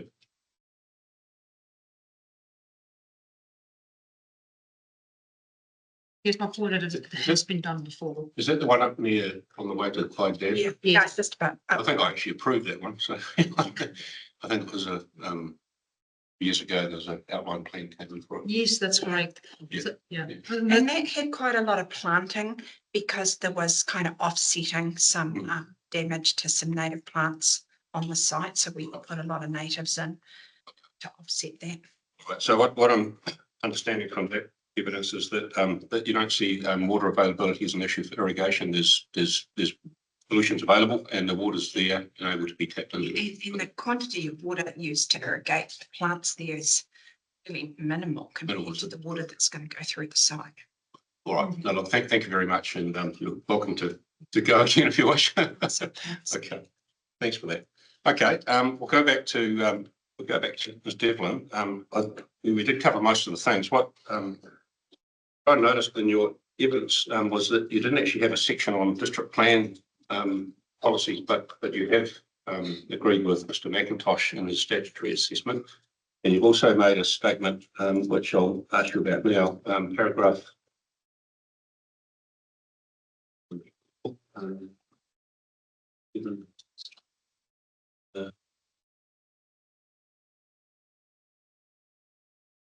There it is, 7.7.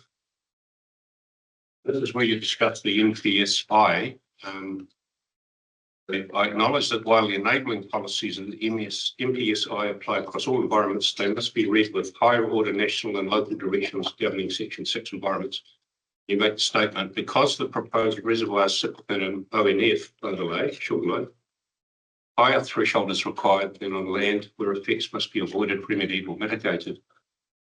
So that led to my question earlier, Mr. Espy, that as I understand Mr. McIntosh's evidence and Mr. Cubitt's evidence, on the face of it, it seems to me that it's not just a matter of mitigation, it's a matter of on the higher threshold, and I think the word protection is used in some of the policies as well. So I don't think protection in my understanding, doesn't mean you can't do anything, but it is a higher bar, isn't it? So did you want to make any further comment on that?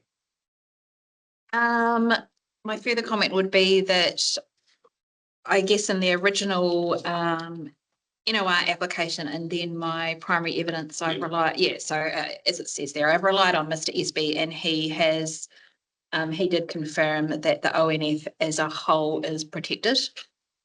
Or words to that effect. He might have used preserve as well. It's possible to still mitigate, partly avoid, I guess, remedy and mitigate the effects within an ONF. It's still a valid planning approach to do that. Then do anything that would be. I would say that because it doesn't just say avoid and then stop.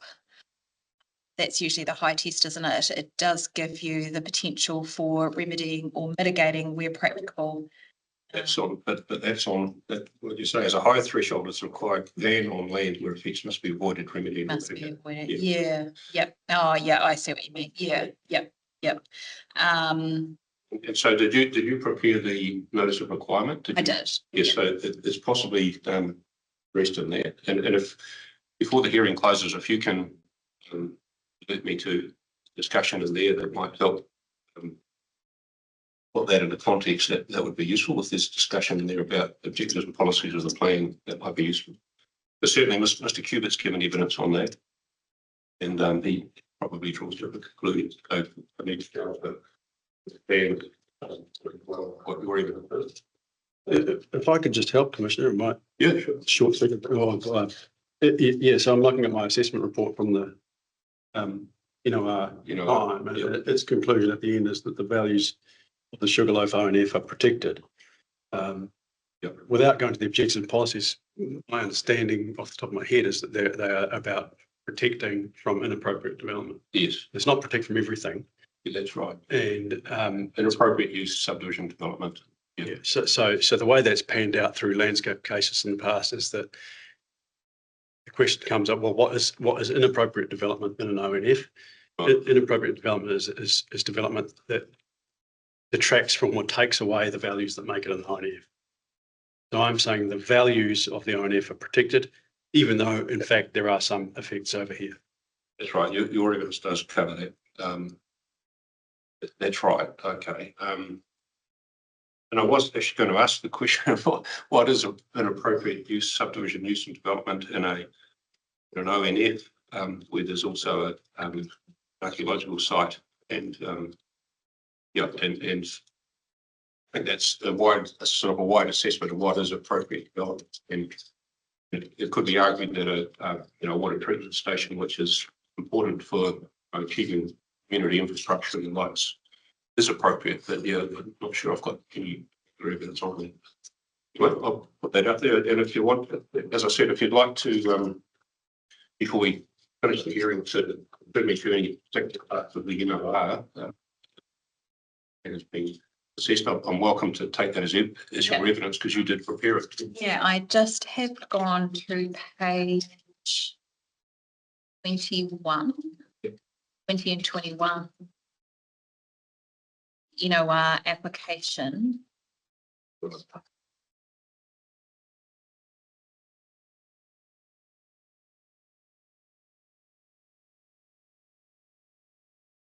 Just read it out. I'm trying to find it in my sort.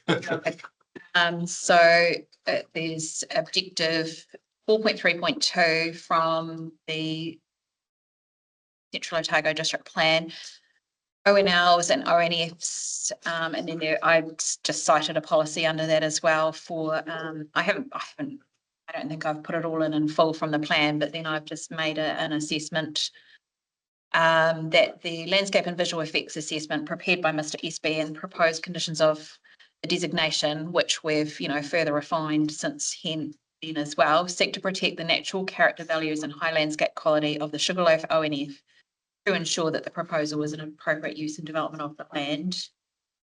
And then objective 4.3.3 of the plan, which is about landscape and amenity values. We said originally the proposed designation recognised that the landscape setting is unique and distinctive. The application also recognises that major development work has the potential to damage or destroy ONFs. The proposed conditions are designed to maintain and enhance the environment in order to manage the use, development and protection of ONFs to ensure, I haven't worded this wonderfully, to ensure protection in terms of section 6B of the Act. And then I went on to heritage. The heritage covenant and application of an accidental discovery protocol will maintain the values associated with remnants of the early gold mining area that have made a significant contribution to the surrounding landscape values. And certainly Mr. SP's covered it off in detail in his landscape evidence as well. The part of the that deals with that. Okay, no, look, that's fine. I understand that now. That's very good. Thank you. Anything else? We've been through the conditions.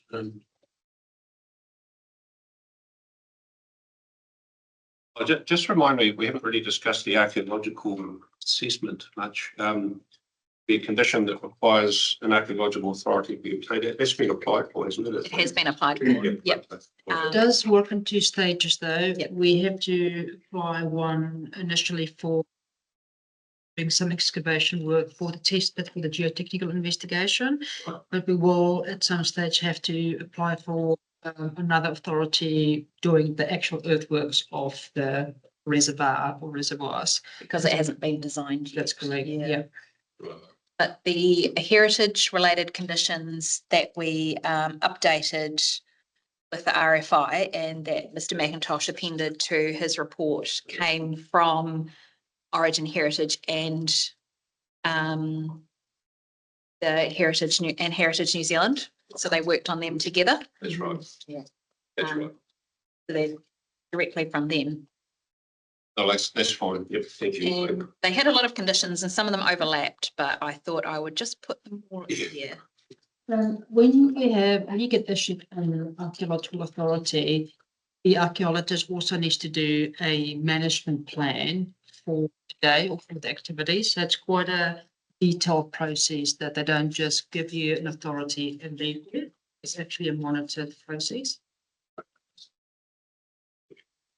Right, now, just before I finish with you, I'll just make sure I haven't missed anything. So, that's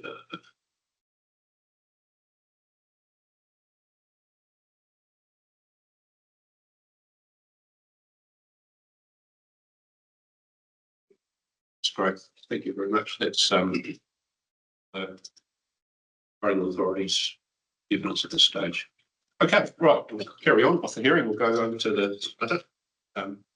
You're going to introduce that, Mr. Hubert? Yes, thank you, Commissioner Ray. I'm just going to make a couple of brief comments before I hand over to Mr. Perrin to present his statement to you. Yep. These comments probably really aren't totally related to my evidence, so it's not about my evidence. It's just in response to some of the points what I've heard today. By way of background, because as I said earlier, I think we had hoped to have a better understanding of what the proposal may be today. And we really don't seem to have got any further on that. And in that context, I just highlight there's been a number of changes since the 2009 proposal. Now have an ONF to deal with. There has been a lot more growth in that piers and moorings areas. The staff originally involved are no longer involved, and that appears to have caused a bit of lack of knowledge around what's required, what mitigation is proposed. There was quite a discussion on the plans appended to the application that you highlighted. Mr. Espy had no idea, even though it was a part of Vivian Espy's application. So it seems to us that it's still quite unclear as to what's been proposed. And Ms. Muir does say we'll work within the confines of that site. Well, that's all very well, but our second point in relation to that is, well, we don't really know what the effects of that may be, because as Mr. Sutterby's shown you, that it is a constrained site. And as Devlin has pointed out, we keep referring back to that, but that's purely and simply because the council has continued to refer to that and has included those plans in this application. So when you say that, do you mean those photographs simulations? Is that what you mean? yes, including Mr. Espy's evidence. If I turn you to page, it's 143 in the agenda document, and this is appended to Mr. Espy's evidence. Well, the landscape report that came with the application, not Mr. Espy's evidence as such. If you look at that photo, now that's the Opus plan from 2009. Hold on. 143 is a title or something. It's not. Well, 143 of his report of the application agenda document. It's page 143, and that I'm not sure what is the actual application document. It's something else. That's yeah. Are you 143 of the agenda? No, actually, sorry, it's the application document. That's what's been given to me. Okay. So what it is the Opus. Sorry, 1 second. I'll find where you are. And show you what the plan is. It's this one. It's that plan. Yeah, I've got that printed out. So that's the 2009 plan, but been appended to the application. Now, if you have a look at the aerial photo that shows the image, shows expected growth of proposed planting. So I'm just using that. This is an example of the uncertainty that Mr. Perrin faces. You look at that plan, you compare to what's meant to be proposed there, and you look at the cross sections of the earthworks. You can see the reservoir tank, but what you can't see is all the earthworks that have to go to the left and above in that slope to actually create that platform, which are clearly shown on the structural, the earthworks plans for that. If you go above, you can see the cut and fill. You can see on Mr. Appendix A of Mr. Sotheby's, he's overlaid that site. So if you're going to cram this into that site, your effects are going to be exacerbated. That's the lack of understanding that we have. And to go back to your comments, sir, around, well, you need to be certain, are there any fatal flaws? Well, we don't know that yet, and that's our concern. So I just wanted to highlight those things with you, and then you put that in context of, well, staff haven't been involved, that are involved now, weren't involved in 2009. There's all these things that have changed. They haven't gone and considered alternatives, purely, I assume, because I've got the land, even though they acknowledge the constraints. So I understand how designations work. I understand how outline plans work. Outline plans, in my experience, tend to be schools, for example. You're out in education facilities design. It's a bulk and location thing. Do you comply with all the standards, et cetera, et cetera? Here, we don't have any detail in what is quite a sensitive environment. It's an ONF, historic heritage. You need to know that detail prior to actually confirming that, well, what is the impact on those values? Because I say, from my view of this, they haven't actually been determined yet. But that, I just wanted to say that because that's the context of where Mr. Perriam comes from, and he'll talk to you about that, having been involved in that earlier process and his understanding of this environment. He originally owned this land. That's good. Thank So you. unless you want any questions around, you can ask me questions around my plans. I'm not going to give you much of a detailed overview of that, because I think you're aware of the issues and the questions and up there already. You know, that's fine. No, we'll go to Mr. Perry now. Yeah. Got that context in mind, so thank you.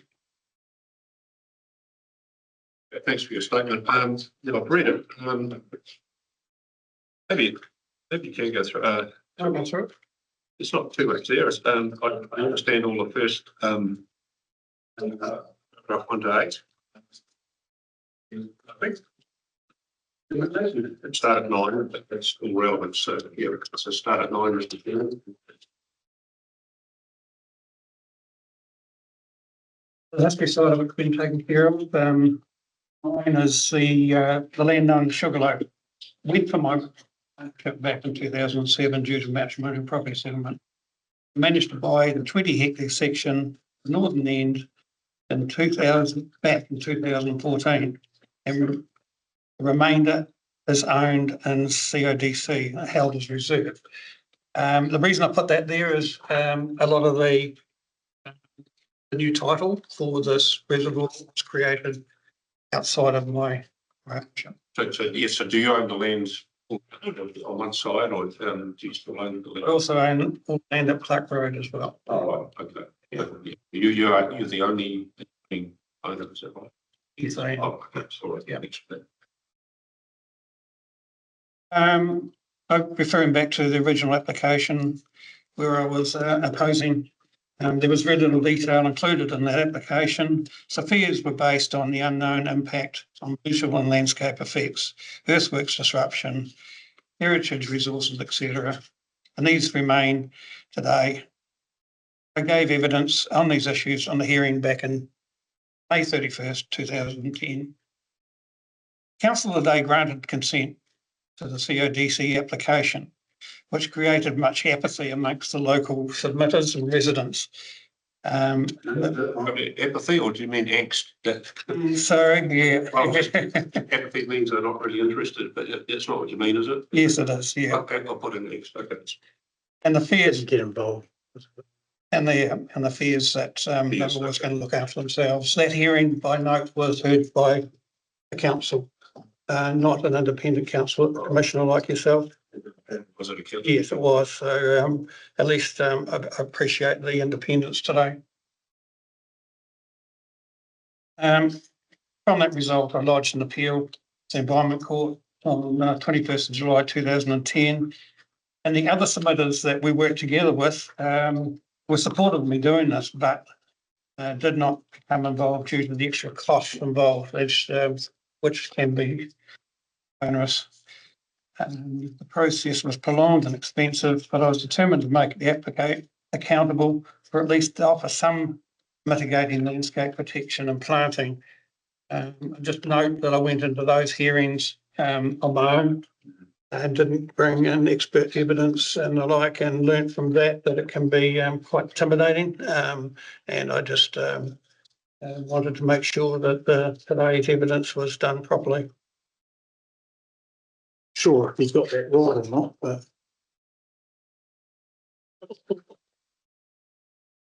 I remained opposed to the whole concept, but conceded small planted areas that were established to help block the view of the tank site from where I live, to be completed in 2015. And that more mitigating planting will be done 2 to 3 years prior to any earthworks occurring on the tank site. I was also to be kept informed of any progress, changes, as a recognised affected person at that time. We talk about a lot of viewpoints, and one of the viewpoints, not only from my own home or from Foster Place, but it's also Pies and Moorings Road. Moorings Road is the main road that services all of that area onto State Highway 6. And as you come out onto the intersection, which is a very busy intersection, you look straight ahead at this site. The planting back then comprised of all native species on a very exposed gravel site. CODC initially supplied the water to establish the plantings, but this was somehow turned off. I'll give a bit of background on that for clarity. I actually offered the land for the planting myself, my land. I offered my own water, which went right past the site, but the water, fortunately for me, was independently supplied by the council's water system, and I couldn't be blamed for any of it being turned off. So it was totally independent on the watering and the planting. No ongoing maintenance, which was attached to that me agreeing to, was ever provided as promised. I did attempt to contact CODC staff, and that were a part of the appeal negotiations about my concerns. I was advised that those staff had moved on. No one could tell me who was responsible for the establishment of the plantings. Back in those days was a guy, Greenfield Company. 11 years on, this small area has recently just been replanted back in May of this year, because it was totally written off what was done back in 2010. And that was from on-site meetings I had with some of the council staff of today. However, I note the mitigation required to address our concerns and effects, as promised, are now 11 years behind schedule. But also note that the council did not inform me of further application was being made for the site, as they were required to do under the agreement reached in the Environment Court. I approached them after a noted activity on the site.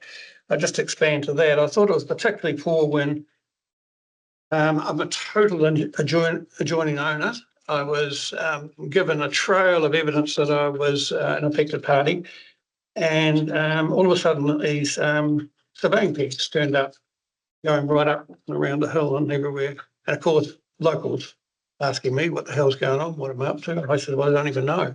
So after not one, but 4 phone calls into this council, I finally got a guy came back to me, Patrick, after they could not figure out what was going on within these buildings. And I just find that quite horrific, really, when there should have been contacted immediately and known that putting pegs in the ground was about something that was going to happen. So yeah, I was disappointed. From that, we stemmed, yes, we did communication, but it was me initiating it.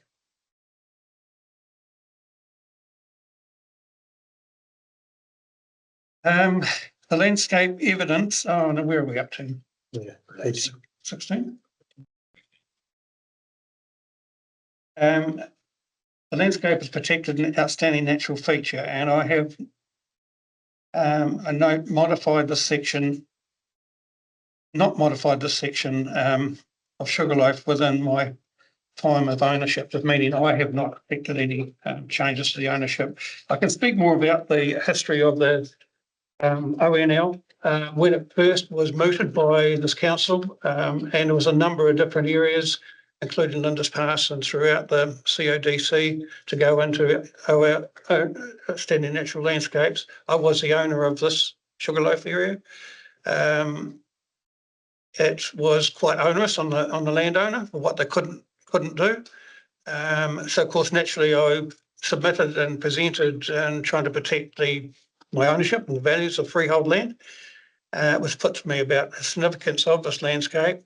It was, I'll note, at that time, in 1996, the area they wanted to put on the Sugarloaf went right back to my far boundary, which I owned at that time a big flat on top. So through the process, they revealed that there was a terrace riser and the clean lines at the bottom and the gullies that were of main concern, and they released out of that initial application the flat on top. After lake rise in Lake Dunstan, potable water was made available right through at the bottom there, and we now is prosperous cherry orchards and grazing properties taking water from down near Lake Dunstan up onto the top. So I'm quite proud that we actually got some progress on that. The limitations, it was talked about what the limitations were on that type, and some confusion. I remember one of the limitations was a maximum of 50 square metres of any soil being excavated within an outstanding natural landscape. And there was a planting of trees, and there was all sorts of limitations there. I probably have went back to council and saying, look, you're telling me what I can't do with my land, but you're giving me the honour of pest control, weed control, and all the other costs of ownership with it. And I probably submitted then that they should probably own, if it was such a national significance, they should own that feature, which through different pipelines they ended up doing. Yeah. The CODC have in recent years funded a wilding pine eradication program on all of their adjoining land to protect this landscape. A laudable objective. They did not give me any notice of this, which I was quite alarmed about, of this activity advised contractors. And I have an easement over the land to protect my private potable water supply on CODC land from a bore. It should be noted that this contractor disrupted the power supply to my bore and to the whole area, the whole blanket area, by putting a pine tree right through the main power lines at the time, 8:30 in the morning, and damaged my in-ground lines. Now, I thought that was particularly poor when the council did not provide a diagram of my in-ground services, which are fully protected by easement lines, and given the contractor at that time some heads up to stay away from those areas. When I objected to the council about this damage, I was told to take this up with the contractor, as it was not their responsibility, which I had to do, which was confrontational, to say the least. We did resolve it in the end with the contractor making some repairs, but I find this whole issue of not being notified and not having council to supervise or somebody to be contacted as a responsible person, quite weird, really, just to be told to go and take it up with the contractor. The CODC are currently erecting a new fence along my unfenced portion of the boundary, which runs straight up a steep hillside to and over the terrace riser of this outstanding natural landscape. They are attempting to extract 50% cost for this, for which I dispute, despite my ownership, cost of this, despite my opposition to the fence. Given that I previously funded boundary fencing myself without any seeker contribution from them, that make the point, that point is, I have funded a all new rabbit-proof fence from State Highway 6 up Clark Road and around this site to the gateway where the tanks are proposed. So I did that at my own, because I wanted to keep off my grazing land separate out from my accommodation units. And my reason for opposing the current fence is because it goes right through one of our dog troll courses and places the dog trolls that wondering whether they can actually stay there now because of, there's no other options. So that's why I opposed it. The FCV evidence provided disputes the effects of excavation for the tank site, considering it will have limited impact on my views. Look, I know what my viewpoints are, and they're more than anyone else, and I consider the effects are much more than minor. I repeat, the viewpoints are not just about me, it's about the other residents and about the Plysa Road. Another thing that's not been mentioned during this hearing is council have an easement over my surrounding lands for a walkway, a public walkway that goes right around this whole gully and comes to the point looking down it. The viewpoints are, they're looking straight into that site. So it's not just from the state highway viewpoint or outside of Lake Dunstan. And the highest point on there is the most photographed the section of that whole landscape where you get fantastic views, and the side effect of asking for my ashes to be scattered there to look down and across the rest of the valley for the rest of my time. That's the last photo. That's the second last photograph you've attached, looking down on the down over the side. Is that the one? Yes, yes. Look at that. That's the. Yes, yes. Mr. Esty included one of them. Oh, yes, yeah, yeah. Okay, all right. The effectiveness of the proposed mitigation planting is also challenged. Now, the plans show mature trees. They state will block the views of these huge water tanks within 6 to 8 years. This growth rate can only be dreamed of in Southland. They appear to have no understanding of the harsh environment here and the steep north-facing slopes, coarse gravel soils and the dry, arid climate to deal with. And I refer to the photos at the back, Commissioner, where I give one of the soil profiles. Yeah, that's right. Yeah. Where you look straight into the gravels. Where's that one taken off? That one's taken just beside the proposed site. Right, okay. To the north. I'm going to see that when I go. Yes, you will. Yeah.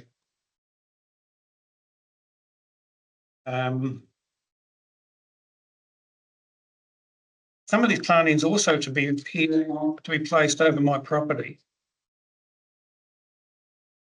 There isn't any clarity that there is sufficient room on the small 2,900 square metre tank site to achieve appropriate mitigation.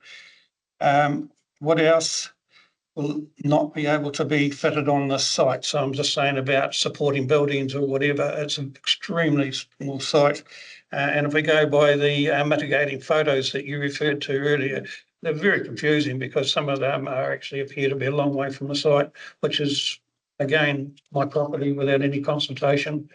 There was some confusion before where briars and wilding trees up the gully were actually a nice thing to blend in with mitigating planting, yet others' views are that they should be all taken out. So I just probably want some clarity over that. I can just clarify there that part of the previous, and I think part of the heritage covenant, maybe they have to be removed. So they're not technically part of the legal background because they are required to be removed. So it's meant to be kept clean. And that was to highlight the heritage features, as I understand. But, so they're not part of the legal environment technically. Okay. The conditions to offer water to the plants for a minimum of 5 years. At best, at this very ambitious to get anything established on the site, but to turn the water off at any time after planting in these gravels remains certain death. If it was to go ahead, I do agree that any new plantings will need protection from rabbits through the erection of rabbit-proof fencing. Need a minimum stable platform of 2 metres undisturbed land around the boundary perimeter to sit on. In my experience, this fence will become a nightmare to maintain if not well planned. Given how small and constrained the site is, I do not see how they would be able to achieve this. Even if they do, the fencing will leave significant scars on the steep slopes of the site. I just expand on that. I do own sections of Foster Place where we have covenants in place. And the covenants are clearly before the new landowner starts the construction of a new dwelling, they will erect a new fence at their cost. And the purpose of that is to make sure that all that activity stays confined to the area. I wonder if it was to go ahead, a similar condition could be imposed here, because I'm also questioning, okay, you're bringing something new to you. Why should I be enforced under the Boundary Act to support fencing? And a condition should be that the fence is put up first, not the cut first. So make sure that it's on stable ground, and then make sure that any contractors stay within their limited parameter.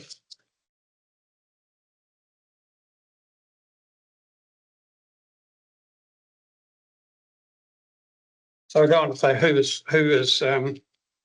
paying for that, and I've just expanded on that. Planning.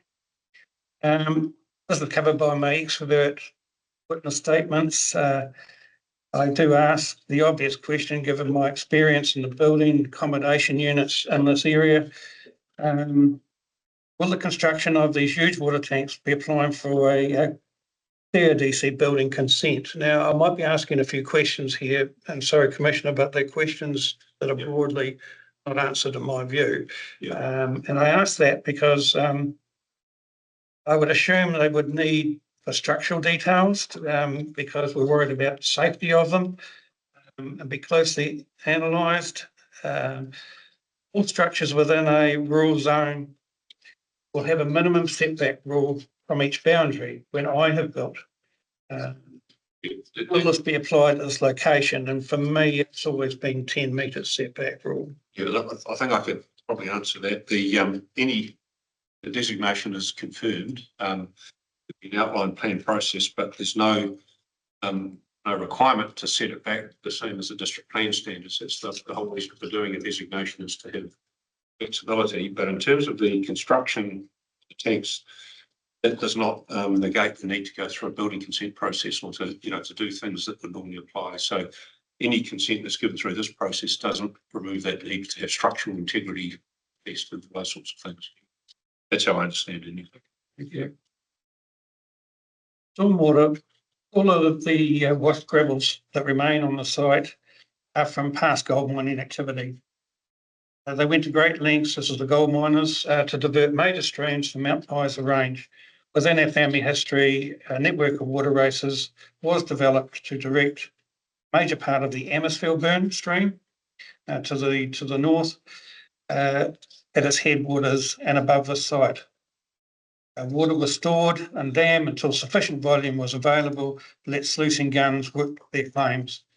I still hold a share on that water right today for irrigation purposes, which doesn't go near the site. It runs down the 5 Mile Gully. There is no catchment above this gully, so it has never flowed again under major flood events. For example, the November 99 event saw us receive our annual rainfall in 3 days with total devastation. However, no water was observed in this gully. A question that seems to be an assurity to assume there's going to be stormwaters coming And has there been any data received from Otago Regional Council to assume such a thing? I realise there will be some hard stands runoff, but the alluvial gravels are just soak that up straight away. So I've got a lack of understanding why we need to have so much stormwater. I think Ms. Buer said today, if I understood her correctly, she said that they possibly thought that was over the top, providing all those details, and it wasn't fully understood why the previous proposal required to have so much stormwater provision. And that's what I took from the answer. We're all confused. Yes, but I think they're just running with it because it was endorsed at the time. But you've raised, and you're about to talk about another. So, yeah. Yes, there's a large stormwater easement identified over my flatland, and I gave a photo showing my flatland and the photos provided. Right through to State Highway, and the State Highway is shown on the aerial photograph, aerial design. And it's covered in a light purple colour. Oh, yes. And to where it hits State Highway 6. Right.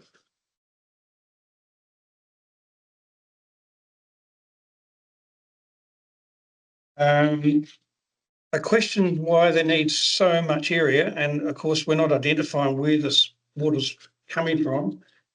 Told today it's not from a ruptured tank. That's what I kind of thought was a vision for a disaster. I don't know what the flows are that are delivering to this tank site. Proposed an alternative in the blue on this. Right. Yeah. What I propose to do with that is this you mentioned that they've seen your diagram, but only very recently, and they're potentially open to discussions on that. So I'll invite the council team or the consultant team to respond to that as part of the right of reply that they do. There might be some other things too, but that could be one of them. So yeah, if the council team want to ask any questions now about clarifying what Mr. Perry ends there, this is your opportunity to speak. But did you have anything more to say about that before we do that? Just please note that Transit were a submitter because the old diagram showed where it approached the state highway. Yes. And there's no water course there to go underneath the highway to the lake. My proposal is taking it to an existing sludge channel with a 20-metre wide crown-owned strip that goes culverts underneath the highway and takes that course straight into Lake Dunstan, which is already in existence. So that's what I just want to. Well, so that's it's useful that you've provided that.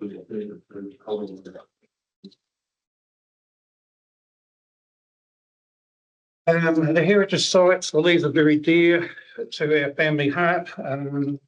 There's a number of mining relics located here, including tail races and stone cottage.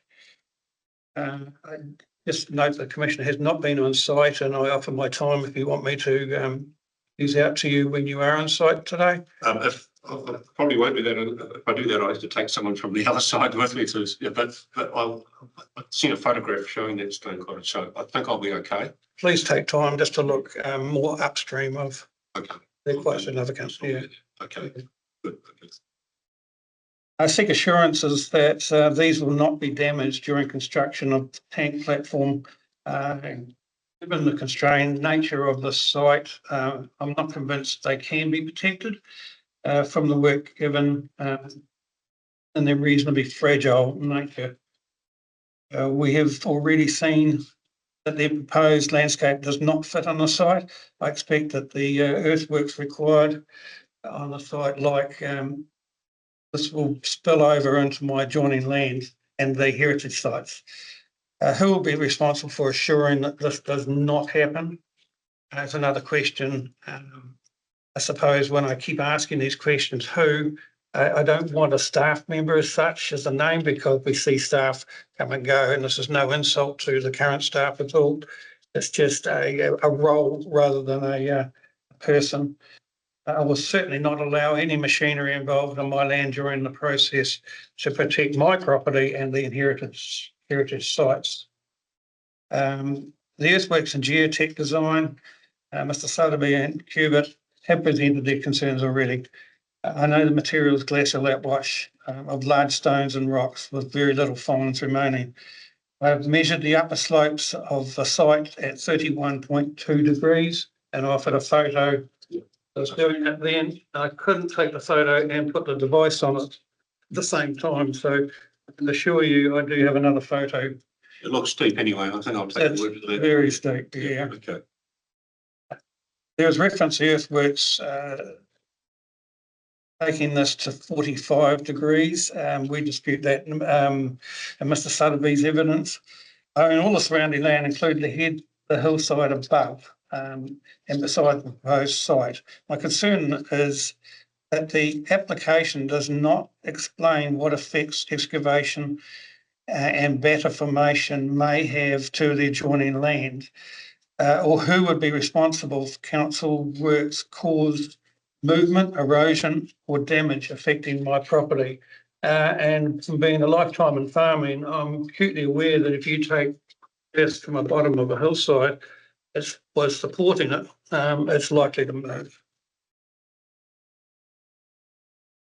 I note there's a lack of information here and clarity around and accountability. I also note the geotech report was provided in date of 2009. It's concerning because a lot of development has occurred in this location over the past 10 years or so, which has led to better understanding of ground conditions compared to what was happening back in 2009. I can add that I myself did a geotech report for the cottages we built just beside this site, and that was since 2009. There's many other examples. In conclusion, I note the reasoning in the application and supporting evidence for needing this huge water reservoir. There has been rampant growth in my area and I'm not opposed to that. However, I do question the reasoning due to drought proofing, irrigation needs and firefighting. And this water supply is for property adjoining Lake Dunstan. A massive volume of water is available 24/7 for any of those purposes from Lake Dunstan. And just to say, adding to that, in my family's experience, that there was no water aquifer to be extracted by a bore in this area until Lake Dunstan rose in 2098. I also struggle with the need to place these tanks in such a difficult and limited site.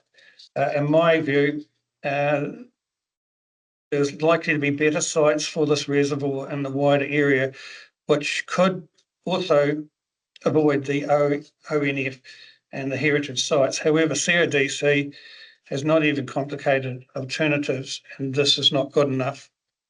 Can I expand on that? The aerial photograph provided, that shows my alternative water flows. If you look at the yellow lines are the boundary lines. So if you look to the direct south, the yellow line coming straight down the big face to the highway. CODC own all the land from that yellow line to the Loban Inlet, area of excess of 200 hectares. Of many other options they can do this. It may still be in outstanding landscapes, but it's no different to what's now. And there's nowhere that there's a heritage values and the effects it has now. So I don't think that was ever pointed out. Just to be aware that that is in their ownership, existing ownership already. Also wonder if these significant new developments like Fulton Hogan, for example, if they've got so much to gain, why aren't they asked for alternative sites or to contribute towards something because it's for their gain? Certainly not for me and my local area's gain. It's for the extensions that are proposed. And in conclusion, I ask the Commissioner to decline the motion. Thank you. I'll have some questions, but just before I do, just because as we are in your colleague, you're both here, the statement in paragraph 40 Mr. Perry questions the reason to drought-proof irrigation needs of firefighting when this water supplies are over by council. Have a response to that? Yes, so this is a treated drinking water supply. Potable, yeah. Yeah, you know, the new developments that are occurring that have greenways or public areas, they are not being from the town water supplies anymore. So this has to be treated water, and the issue is not where the water, if there's enough water or where the water comes from. The water, it's the process of treating it and having multiple treatment plants. Even if we have another treatment plant beside Lake Dunstan at Pisa, we're still going to need a reservoir. Doesn't eliminate that requirement. And in terms of that, thank you. And in terms of that photograph, Mr. Perrin said from that yellow line towards Logan, that's all owned by council. I think we sort of traversed the general issue about can you go somewhere else? Any comment on that? It's really around the elevation, and we're not solving the problem of needing a reservoir that could be visually seen from anywhere else. It's just shifting the problem. It's shifting it along, okay. But there's no archaeological site there, but that's therapy to consider. Tending to damage the archaeological features. Okay, yeah, understood. Yeah. All right, now look, I'll have some questions. I do have some questions, Mr. Perrin. I'll just quickly go through those.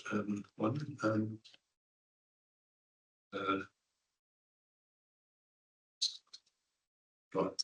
Yeah. Now, some of the, I think you've been, quite responsible in saying that you don't oppose the need for treatment station, and you've made some statements there that if it was to proceed, you've said if it was to proceed, then there's certain things you'd like to see achieved, including approved fence, land set aside for 2 metre bench, and that you've been proactive in terms of the water easement possibility.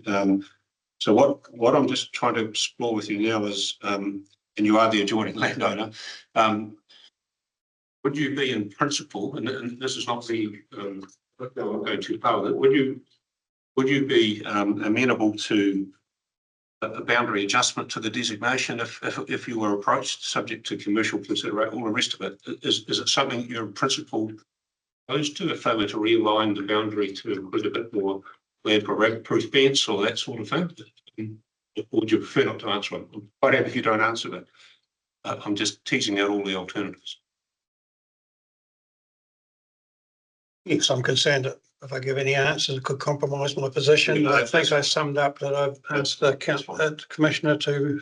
Yeah, because your principle, you'd like it declined, and I understand that, but it's sometimes useful to know whether a submitter is in principle opposed, totally opposed to any suggestion of changes to an application, or whether it's potentially open. But I need to consider what's in front of me and make it quite clear. But if you prefer not to answer that, that's fine. That's good. Well, look, I'm a strong communicator, and I expect everybody else around me to do the same, and that's why I'm so darned annoyed that somebody didn't just pick up the phone and all those pegs went in, and that's not a great way to start looking, Understood. Yep, we understand that. Okay, I won't pursue that any further. But just in terms of some of the other points you've made about planting and I want to contact, you're worried about council staff changing, that sort of thing. There is quite a comprehensive set of conditions, and we've sort of been through most of them, and particularly detailed, I think, and they've been refined as a result of the submission you made.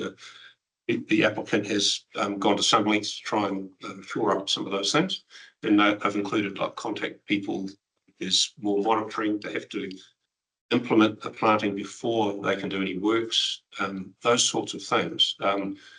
Does that help you in any way to sort of have some confidence that, for example, if the plants aren't established and the works can't proceed, that sort of thing? It does seem on the face of it to be quite strict compared to the previous set of conditions.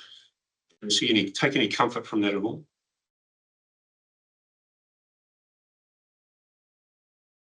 Look, I brought up a number of different examples of council, how they've let themselves down. You know, one was, you know, the mitigating planting was never looked after. And there was conditions then that would have a maintenance schedule and a watering schedule to it. I mean, I've talked about, you know, no communication when the pine tree eradication was done.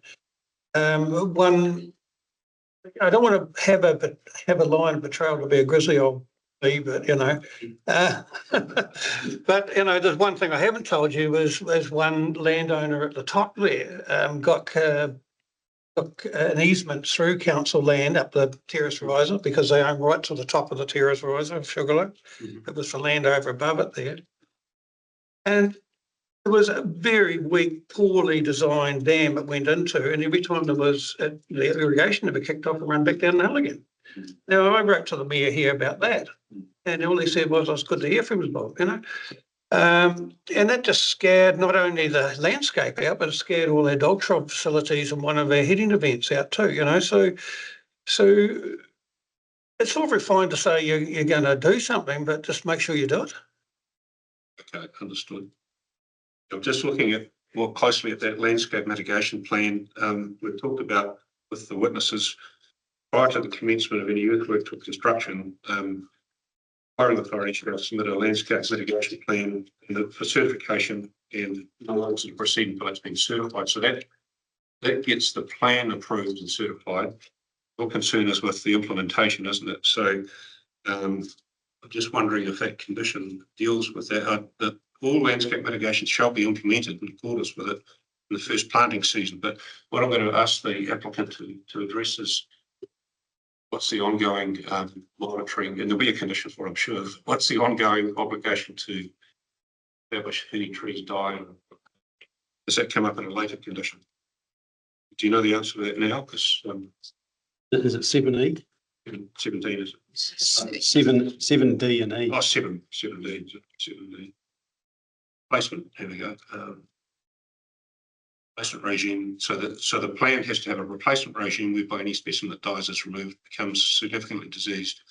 Then the first 5 years of planting shall be replaced. And then there's a reporting condition. Okay. So I guess without sort of asking you too many questions, it's just it appears on the face of it to be more robustness around that planting than would have been the case previously, where if a tree died too bad, you know, there is more emphasis on that now. So, but I guess I'm just asking, are you in any way comforted by some of those conditions, or do you still think that it's lacking? Yes, and seeing the report that came back from my original submission, it was encouraging to see more things offered. And my comments to Matt Sotheby was, you know, if it's great that some of our efforts have been recognised and some of our concerns have been recognised, and they wouldn't have been if I hadn't submitted. So I saw a lot of value in that. I hope that answers your question. Yeah, it does. Thank you. Just see if I've got anything else.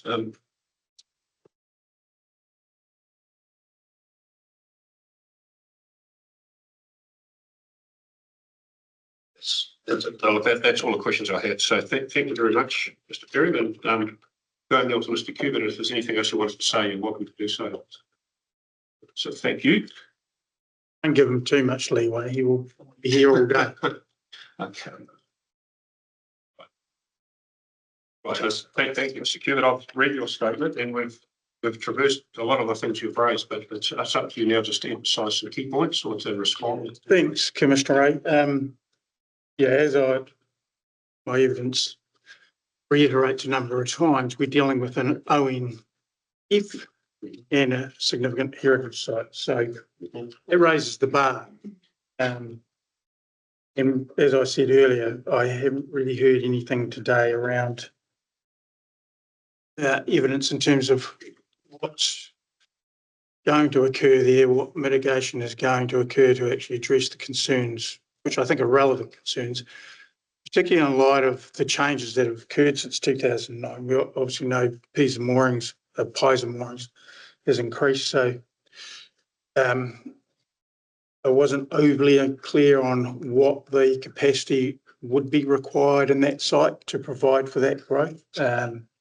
it's something maybe that could be clarified, given it's clearly moved on from 2009. We have a lot more development in that area. So that's where the concerns lie.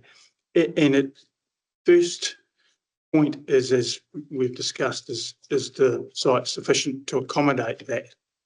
Now, accept that there are parameters that they have to work in. So that leads to the second question. What are the effects of pushing all that infrastructure into such a confined and steep site with those particular values?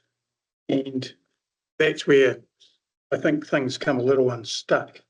We just quickly talk about visual landscape effects, and I acknowledge Ms. Devlin's sort of pointed comment there around the expertise in terms of landscape evidence. But what planners have to do is provide a planning lens over that and use your experience to understand, well, how does that fit in with the various planning documents, and you get experience around how these things work in terms of the guidelines. And my assessment of the landscape architecture board has been noted, tends to be the landscape effects and visual effects seem to be mixed and confused. And as you'll be aware, sir, landscape effects are dealing with that physical landform, and Mr. Espy's evidence recognises that 7.1. The quote from the guidelines, the landscape guidelines, refer to consequences of changes to the physical environment. Now, that plan I referred to you from 2009 that showed what the planning is going to look like, the point of that was we didn't see on that plan the size of that scar or landworks, earthworks that's going to occur up the side of that slope, not showing you. So we still don't know what that's going to look like. So that's the point of my evidence, is highlighting those things. And as you'll note, haven't suggested I'm a landscape expert. I said that my experience, something in an ONF would be peer reviewed. And in my experience, these are the questions that they would ask. Just going back, Mr. Cubitt, understand your evidence about visual and landscape effects and the other, you're saying they've been together. Why is it important that we get that right? Why can't we consider them together? Well, you always do consider them considered, but what's slightly different here is we're not dealing with landscape, we're dealing with an outstanding natural feature, which is a landform. So that's the critical point there. And I am not the expert in that, Mr. Espy is. He suggests that this gully's unimportant.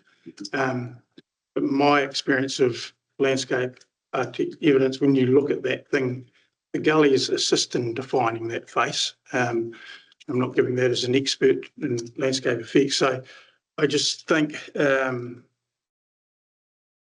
should have been reviewed. Okay. In leading on to that was the question you put to Mr. Espy was around that landform issue and the planting. Yeah, and I don't think Mr. Espy answered that question. Terms about and I raised that in the context of natural character. Well, the natural character of this site is basically a denuded landscape. It's the typical central Otago short dry grassland, and so the landform stands out.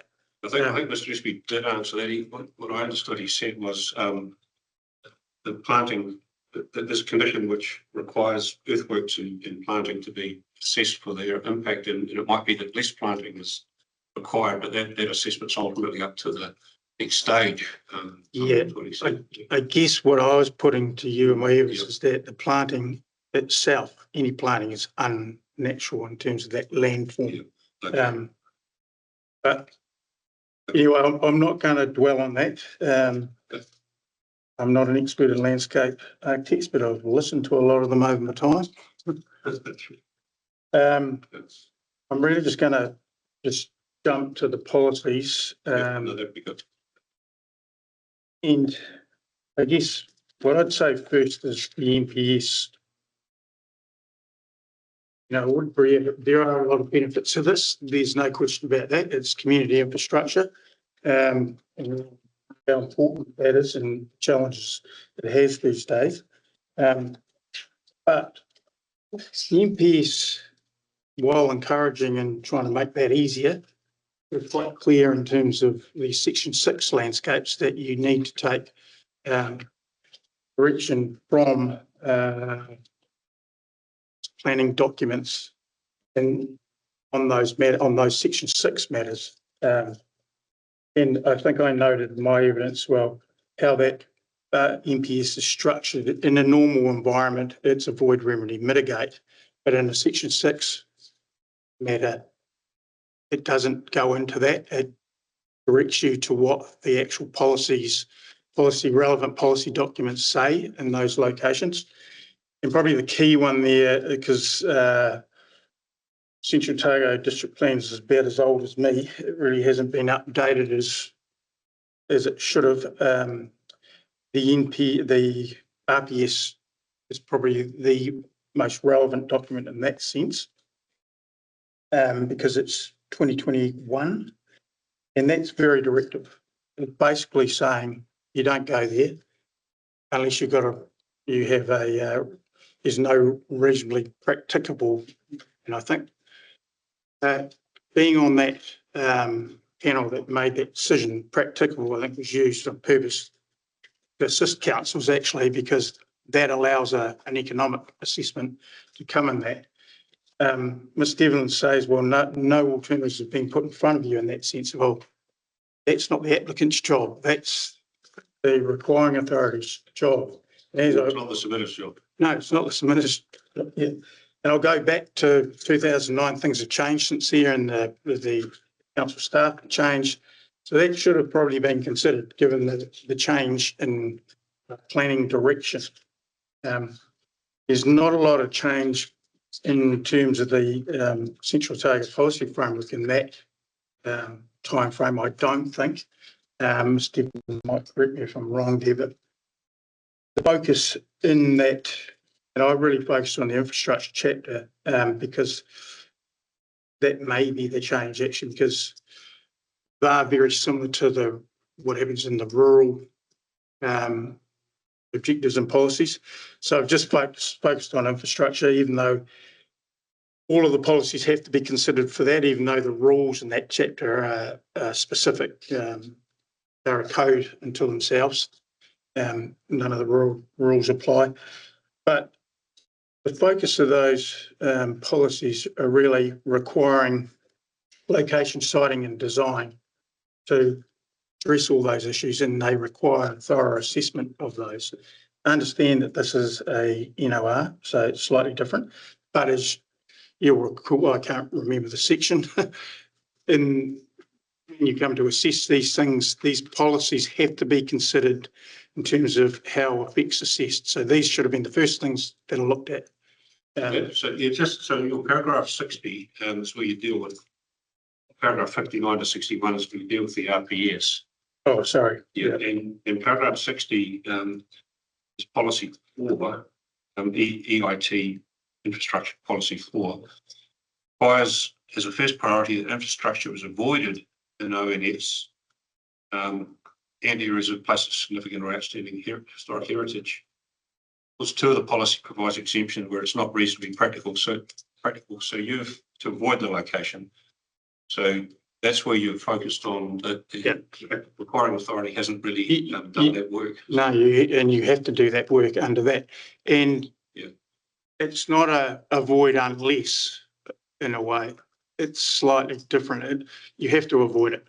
But if there is no practicable alternative, then you have to go through another test. But that's the first thing you have to do is say, is there any reasonably practicable options to avoid this location? And that hasn't been done. Okay. And this is the latest interpretation of the RMA. your evidence is that that overrides the CODP because that's so old. Yeah. It hasn't taken account of the. Hasn't taken account of this direction, so this is Right. the direction that defines everything else. But then you drop back down into the Central Target District Plan, and it's Yeah. talking about the same things, but it's not quite as directive. It's focused on make sure your location setting and design is ensuring that all these effects are addressed. And in heritage, it talks about protecting them. So even in the ONF, under the district plan, forgetting about the RPS, under the district plan, is there still a protection? Isn't there still a protection sort of policy there? There is, but it's one of those ones that is qualified as from inappropriate subdivision. And I would not go as far as to say that a community reservoir was inappropriate in any location, really. Okay. I think the first thing you got to do is, can we keep it out of it? But if we can't, then where do we go? We talked about that earlier with the other witnesses. Yeah, no. The problem with that is that slightly conflicts with what King Salmon said about inappropriate. It didn't really focus on the use as such. It focuses on the values that you're trying to protect or preserve. Right. And I have a slight difficulty with their approach in terms of, for example, heritage, when quite obviously you can't actually maintain or protect a heritage item that's going to fall over or something. Okay. All right. Anyway, that's the process they should have gone through first. And they may well have got to the point of saying, well, actually, there's nowhere else to go. But we don't know that. And Bob's highlighted further south that there are gullies, in fact, where he's got his water tanks. Maybe more appropriate adding all the Section 6 factors together. I do know there is elevated land north. Again, there's probably a cost involved in that, but I don't know. I'm just throwing it out there that hasn't been considered and it should have been considered. So when I'm just interested in this point. So if you're exploring alternative sites, the fact that this site has been subdivided and well, other lands owned by council too, but it's owned by council. It's been earmarked and it's in the planning annual plans or whatever the programming is for. Is that irrelevant? Is that still a relevant consideration when you're considering the alternatives? It's a practical sort of it's a practical consideration, but is that something that can be taken into account in your? Yes, I think it can be taken into account, but what I've said before is a lot's changed since 2009. We now have an ONF, we now have policy directions that's changed.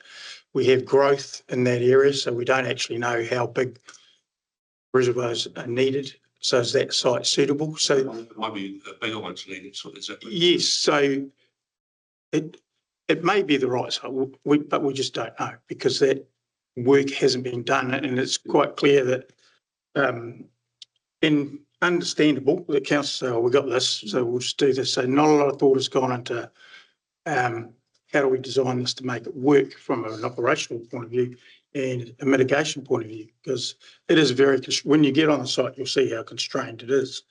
But that is one of the factors, and I'm not suggesting it isn't, but the first point of call is, well, is it sufficient size-wise to accommodate everything it needs to account? And the evidence we've seen so far suggests it's not, because the landscaping is outside of it. Your earthworks are going to be very marginal, especially if you add a fence on around the top of that. The other factor that issue that we've raised is Matt Soul's original archaeological report requested that the tanks get shifted 5 metres sort of southwest, I think.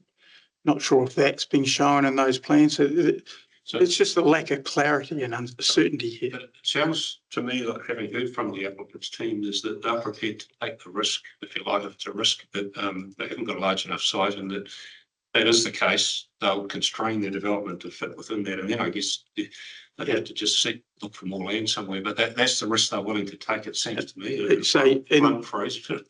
that's fair enough. They can take that risk. But then the next point becomes, you take that risk, but your bed is going to be steeper. It's going to look different to what Mr. Espy's assessed we don't know what the impact of that is on those heritage resources because there's associated infrastructure. We don't know where that's going.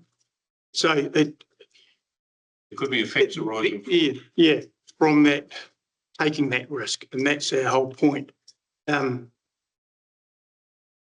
what you should have done right at the start, have a look at your alternatives, work out exactly what you do need there. Is it going to fit? What's the effect of that? So everyone knows. Understood. No, thanks for that. That questions I was going to ask you anyway, but I'm also interested in your NPS infrastructure, your evidence on that, because what I heard from previously was that it's a matter of balancing the need for infrastructure versus the effects, and I think the word balancing was used. But is that case? Is it a situation where you can balance those things? Is it more a word and less type thing?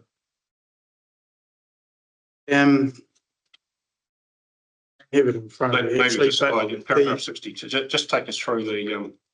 I've quoted Ollie McIntosh as how he's addressed that. So that's not my quote. But when I go into, as I think I said earlier, you go into policy 9, which deals with this, there's a split. So 9.3 enables use to the full effects mitigation suite. So it's avoid, remedy, mitigate, and that's for just infrastructure in a normal environment.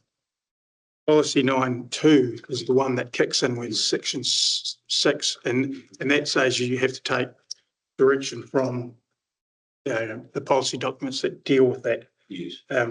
So that's where you flick back into the RPS that says, well, first thing you need to do is assess alternatives because it's an avoid otherwise.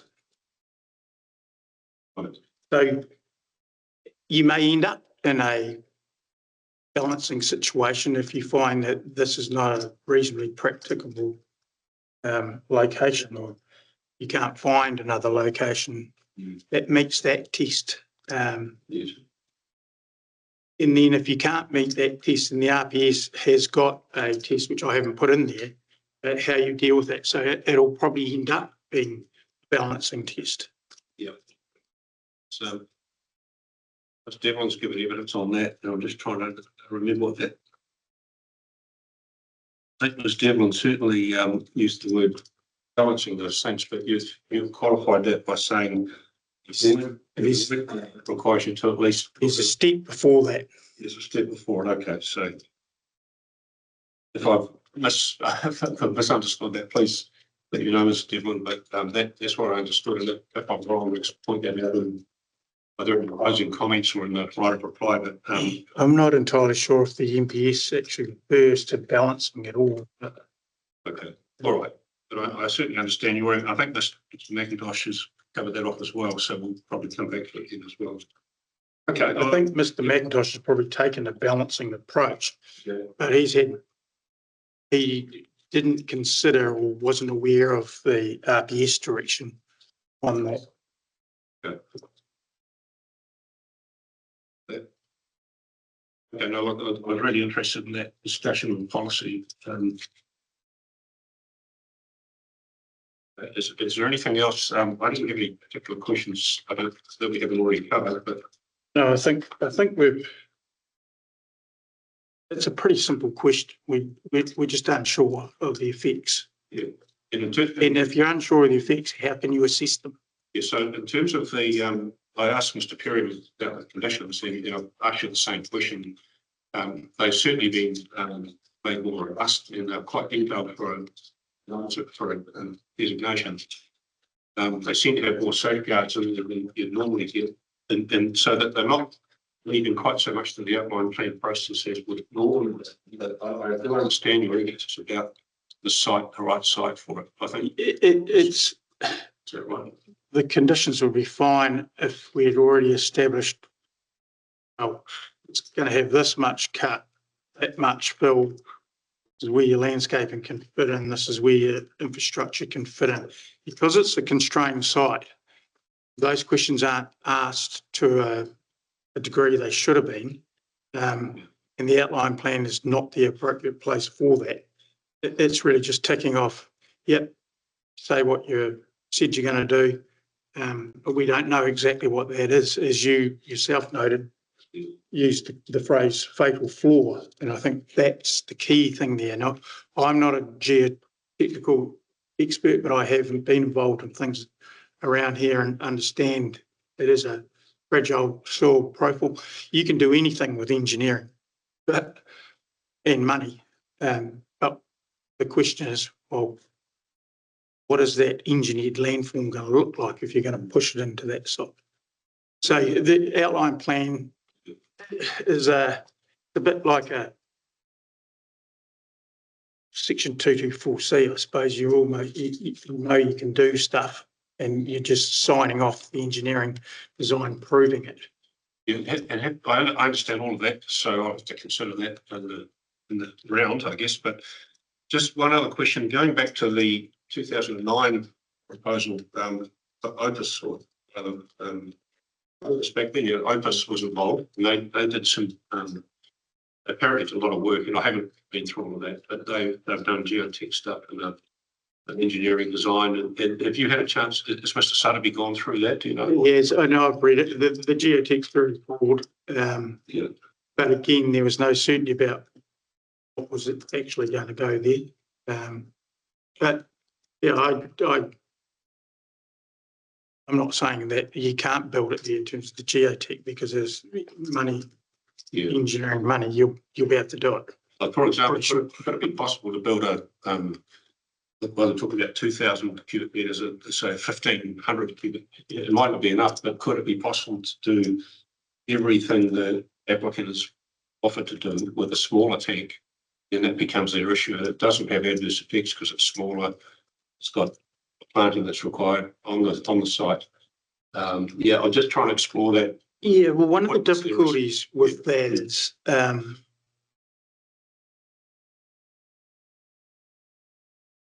the community reservoir, and you can add what you want there. It doesn't actually constrain you, so you can add tank upon tank. And the other concern about that is, well, we don't know exactly if, for example, it was just a 15,000 litre tank, is that actually going to serve its purpose that it's needed? Is it big enough? I don't think those questions have been answered from what I've seen. None of that stuff was really put in the NOR. So you couldn't get an infrastructure expert to review it because we weren't told what's required there. Is it necessary for them to explain? Is it necessary for them to be categorical about whether it will be enough, or is it more about effects? What are the effects of this facility? Well, there is when you have to, and the Act's quite clear about that. If you don't have sufficient area, you have to assess alternatives, and you also have to assess whether it's reasonably necessary to achieve the objective. So if it's not going to achieve the objective of supplying wires and moorings and all that, well, why go there? Find a better site that's bigger and you can do what you need to do. So that we don't know that. Is that section 168? Yeah, 168 something. There's so many subsections, and you're right. it's in my evidence somewhere. So each designation must have an objective and a purpose. Yeah. And you're saying is that the requiring authority needs to satisfy the consent authority that they can achieve that objective. Yeah. With their designation. That's if they don't have sufficient interest in their land to achieve it. And we have doubt that can occur. So you can, we can, CODC can say, we'll build a smaller tank. Is that actually going to achieve your objective? And then unless the NOR is restricted to that smaller tank, they can come along and add another one later, and suddenly we're into a, that's the problem with, there's no detail around that associated infrastructure even, because it's just quite a bland statement. And that's how designations work, understand that. But no, thanks for reminding me of that. It's quite relevant. Okay, look, I had other questions, but other than the conditions themselves, you probably haven't spent a lot of time on those because you're essentially opposing the requirement. Yeah. No, I didn't really go into, because I just don't think they're going to work until you know whether it fits in the site. I think you're right in terms of Ms. Devlin's proposed condition today. That's really not taking you anywhere. That has to occur anyway. Yeah. Okay.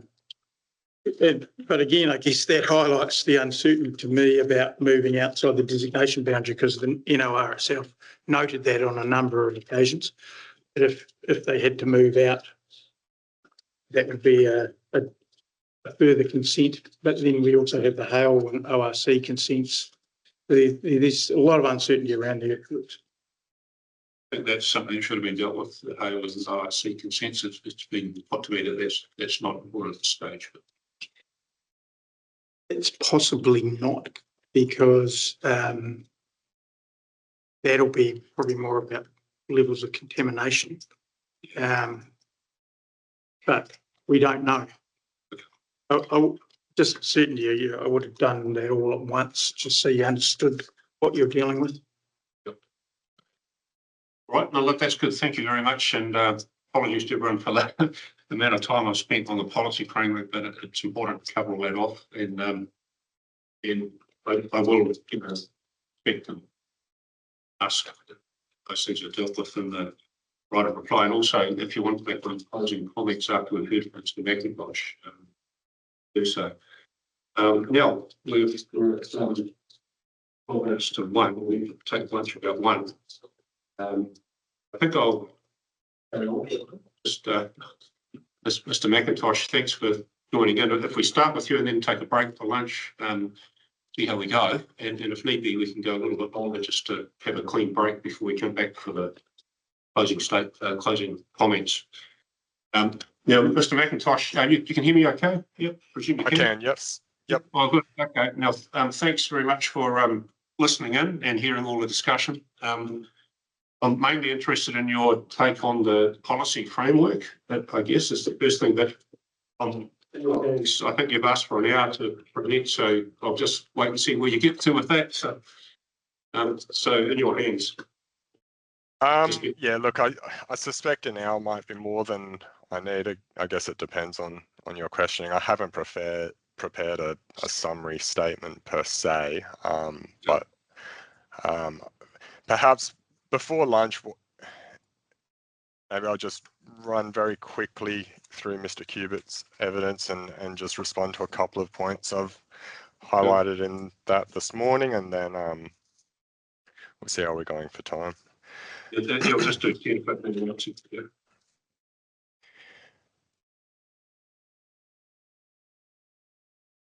So I think the first thing I'll speak to at around paragraph 13 of Mr. Cubitt's evidence. He discusses the need to consider alternatives. That's in the context of section 168 3B.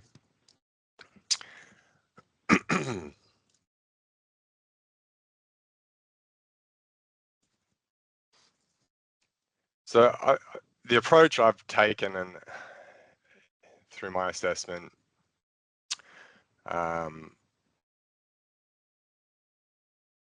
guess initially really was somewhat of a balancing exercise, and I didn't see it as the role of myself as the processing officer in this case to go too far into questioning the requiring authorities' ability to use that site. There was some degree of assumption that they've satisfied themselves that the site is suitable, and I probably gave some weight to the history of the site and the fact that it had gone through a previous design process, albeit for a single tank. And I guess my view there is that From all the evidence I've had before me preparing my report and what I've heard in the lead up to this hearing and today is that the site's suitable for some water infrastructure. I accept there remains some question around whether or not it would be suitable for several tanks, which is one of the options the requiring authority has looked at. But I think through that detailed design work, if they reach the point that they can't do that within the parameters of the conditions that are set on that designation, then that's what they're left with, and they're back to the single tank option.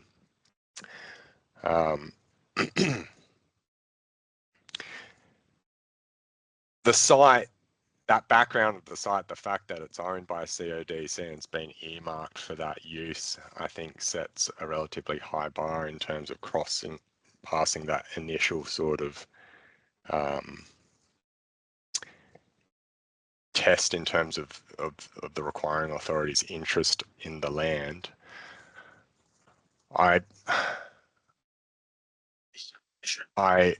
accept what Mr. Perriam sort of pointed out around the fact CODC owns a fairly substantial tract of land to the south of the site, and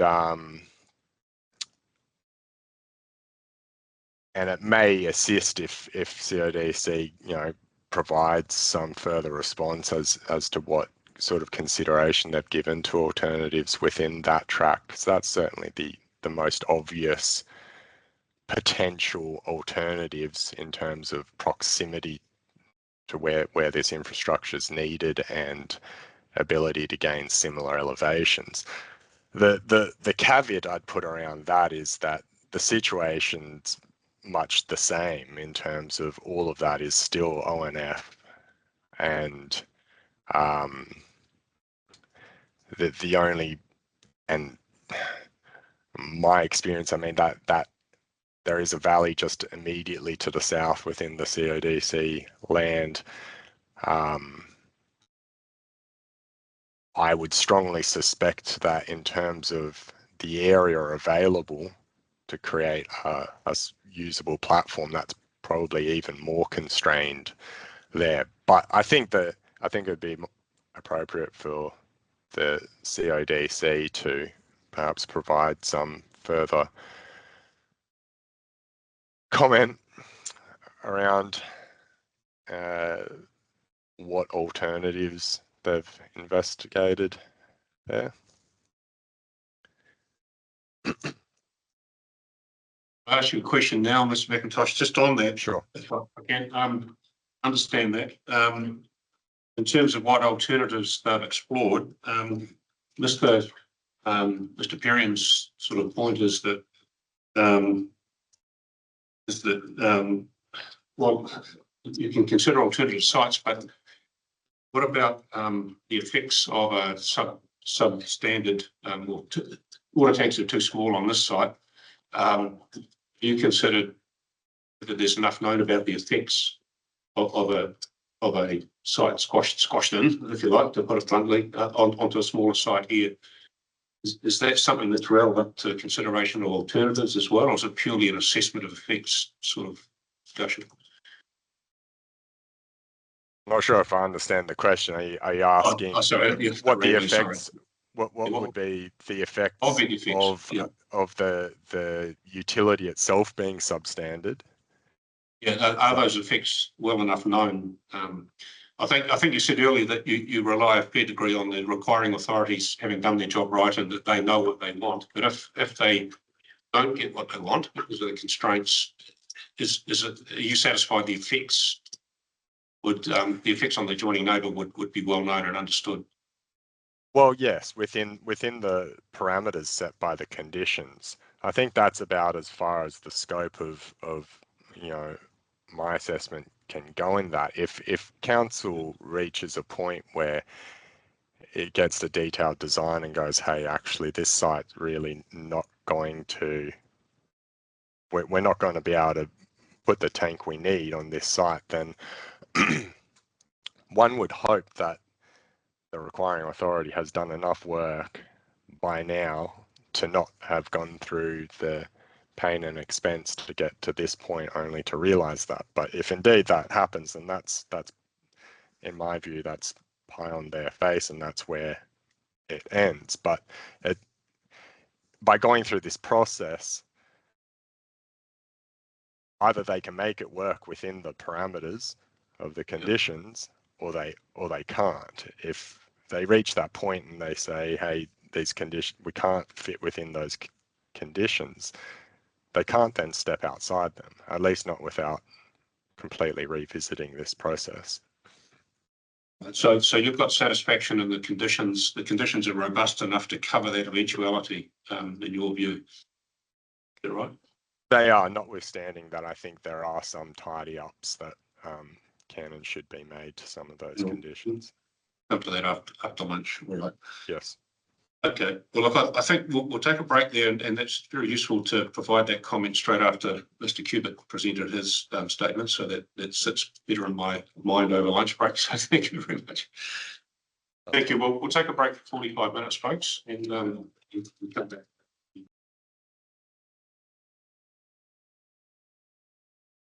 Hearing, thanks for coming along, ladies, because I would probably have got one more question.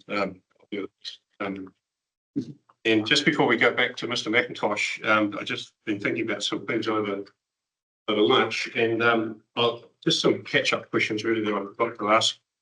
Mr. Perrin, just one more question. I just wanted to understand, an earlier application, you lodged a submission in opposition, and it ultimately ended up in a consent order at the Environment Court, didn't it? So you were obviously satisfied enough to sign off on the consent order, and I just wanted to understand, you've revisited this application's come along quite a lot later. You've already expressed concern about the way council didn't contact you and so forth, and there's some other issues about fencing and that. But fundamentally, is this application worse than that one, or did you see it in the same light as you previously did? How would you explain that?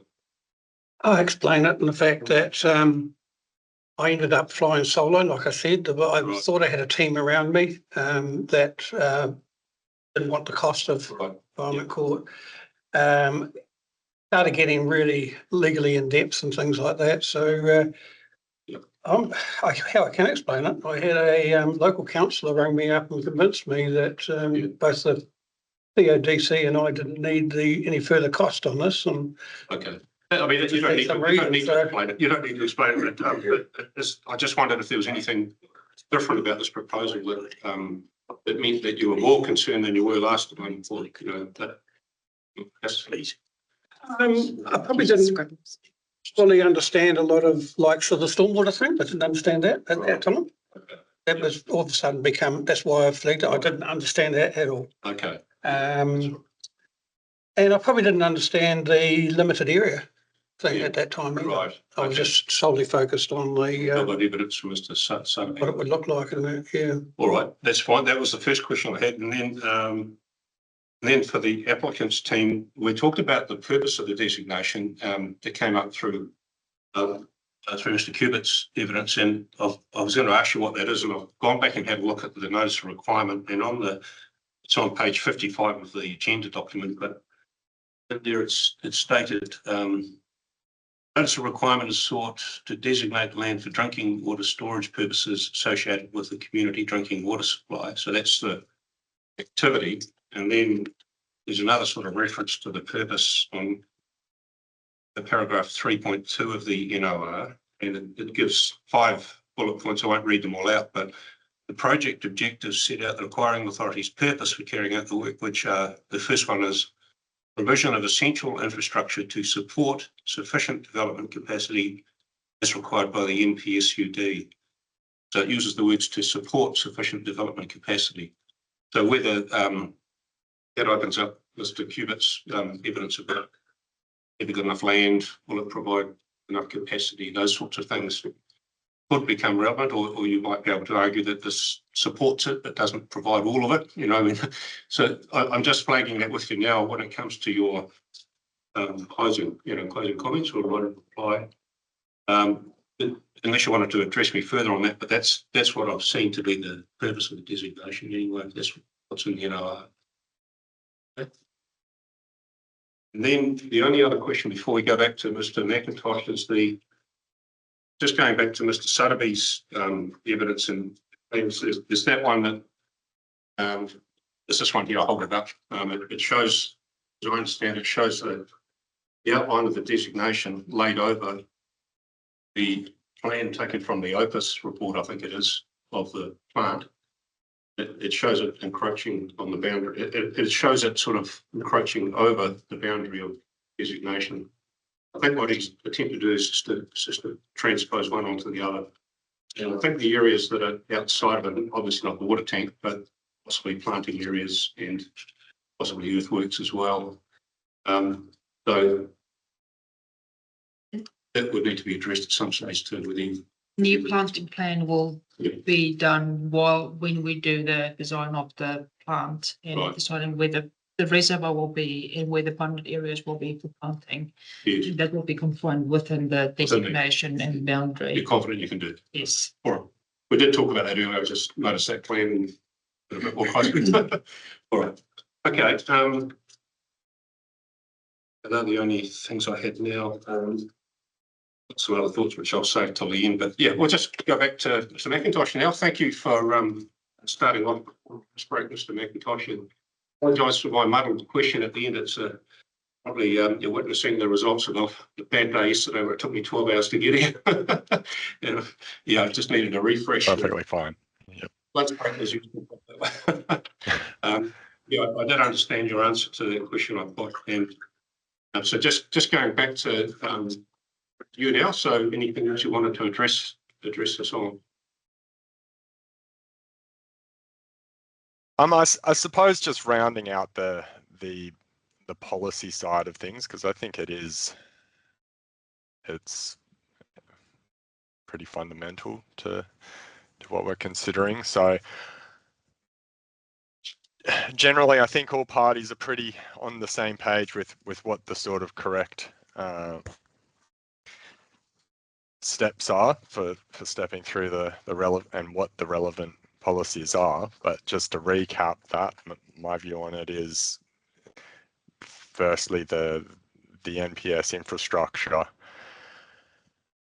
very clearly provides a strong sort of enabling direction for this kind of infrastructure, but it does direct us that in these situations where Section 6 matters arise, which they obviously do in this case, that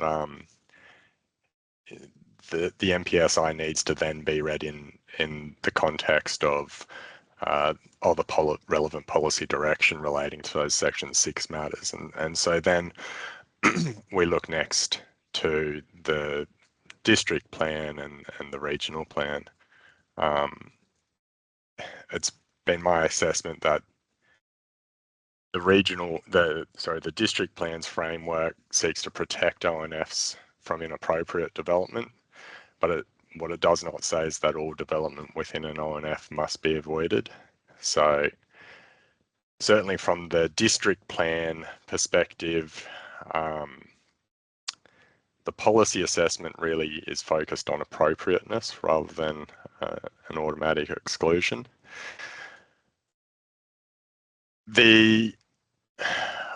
Likewise, I don't read the relevant regional provisions as imposing an absolute prohibition on infrastructure within the Section 6 areas.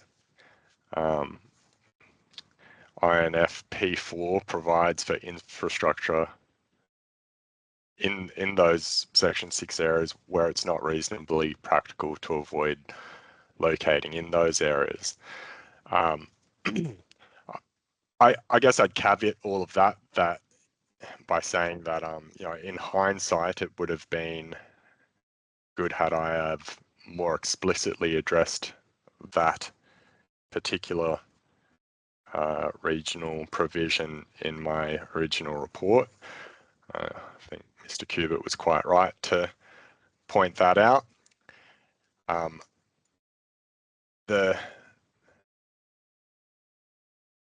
I guess based on the evidence I've had before me, there's been nothing to suggest really that the council doesn't have a sufficient interest in this particular site for the proposed activity.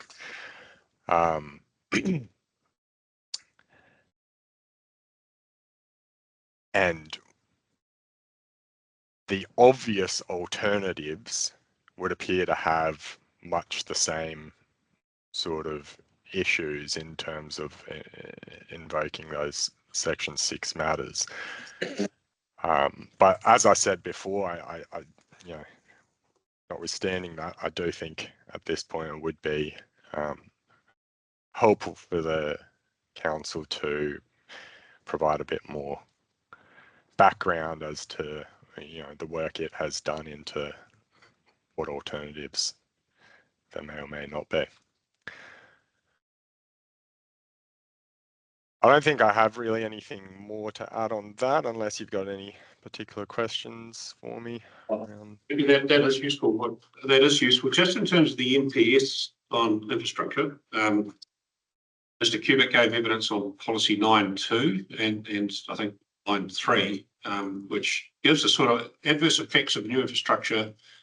Major upgrades must be, where practical, avoided, remedied or mitigated. So that again goes to that alternatives argument, doesn't it? That has the council, has the requiring authority satisfied us that have avoided this, you know, the limitations that come with this site. So does that support your request for, you know, some sort of assessment of alternatives? Yeah, I think probably the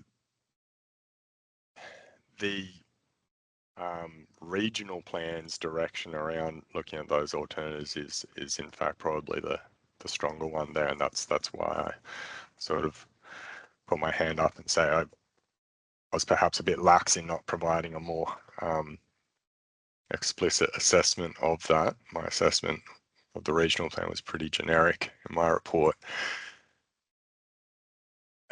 But and I think partly because it's been my view that while the district plan is dated, its policy framework is quite, I'd say, complete on the landscape and, you know, ONL, ONF area. It's not necessarily what I'd say in terms of other aspects in it, but in terms of those landscape things, I do think that it's fairly complete. So I didn't feel there was a great need to resort to the higher order document. So when you say you didn't necessarily go into detail on the exploring alternatives, you may have been limited in what you could do with the information anyway, because that hadn't been assessed in the NOR. So what would you have been able to do there? Like, you would have asked for some more information potentially. Yeah, potentially. You know, and I'm not convinced there's a clear requirement through any of these provisions to require it through this process. I guess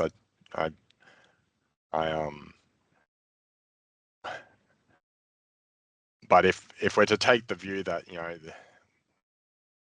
we shouldn't assume that the requiring authority has done that work, and we want to see the evidence that they have gone through those steps and considered those alternatives, then yeah, that's certainly within your power now to request them to do so. Okay. All right. And finally, I guess, is there any comment you wanted to make on the proposed conditions you've you've acknowledged that they're an improvement on what was provided and they're in response to the submission.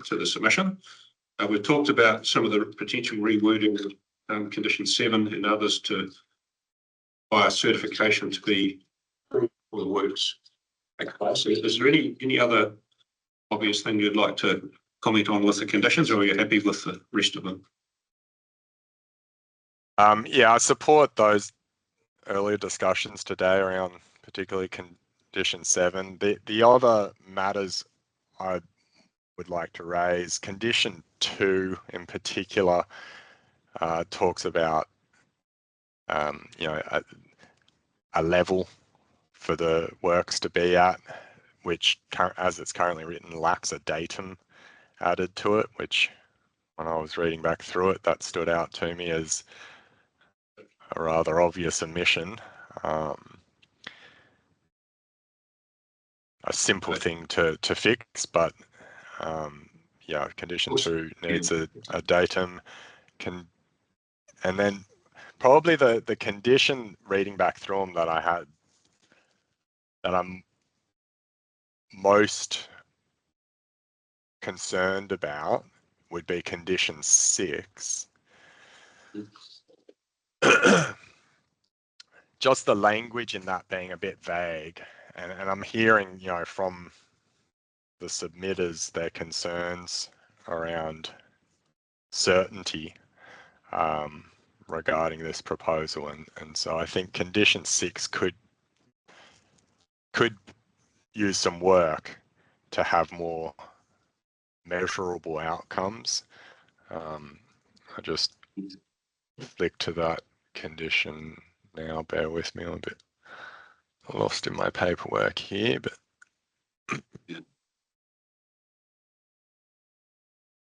certainly reads like almost like an objective. It reads more like this is what's intended rather than a categorical condition. Is that your point?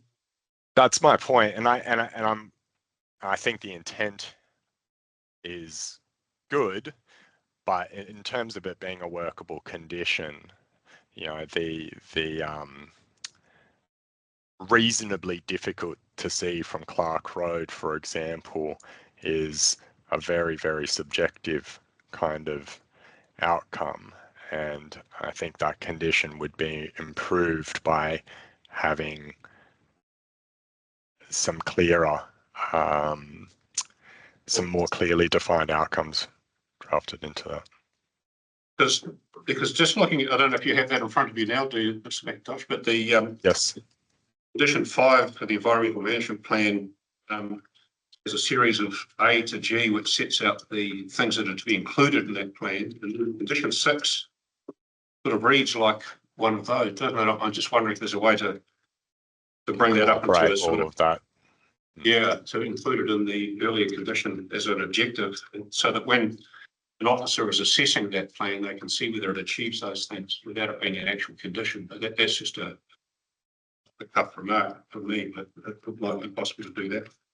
Yes, I'd say so. So I suppose my suggestion at this point would be that if you are of a mind to approve this, then there might be an opportunity for myself and the applicant's planners to get together and work on some of those conditions, just to remove some of the vagueness that's currently in there. Okay, now that's fine, understood. The only other thing I had there, and it's another minor one, condition 17 refers to these conditions, whereas it should be referring to this condition.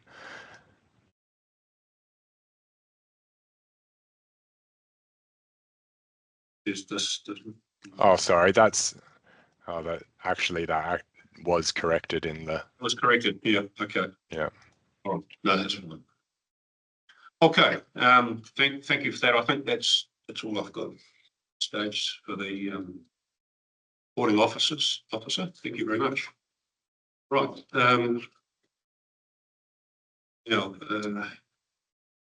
yeah, so now there's a chance for me to hand over, and I would like a written right of reply, because there's a number of things that have come up that will need to be addressed. But before we get to that, I just wanted to get your response to the suggestion, and I'm tending to agree with it at this stage. My preliminary view is that the alternatives may not have been they may have been investigated, but they haven't been conveyed at this stage to the point where some of those policy tests may not be satisfied. In other words, I'm inviting you to comment on how you would view the suggestion that the applicant should provide maybe a brief statement, but a statement that shows what work has been done on assessing alternatives that would meet the authority's objectives here and why this site is the best.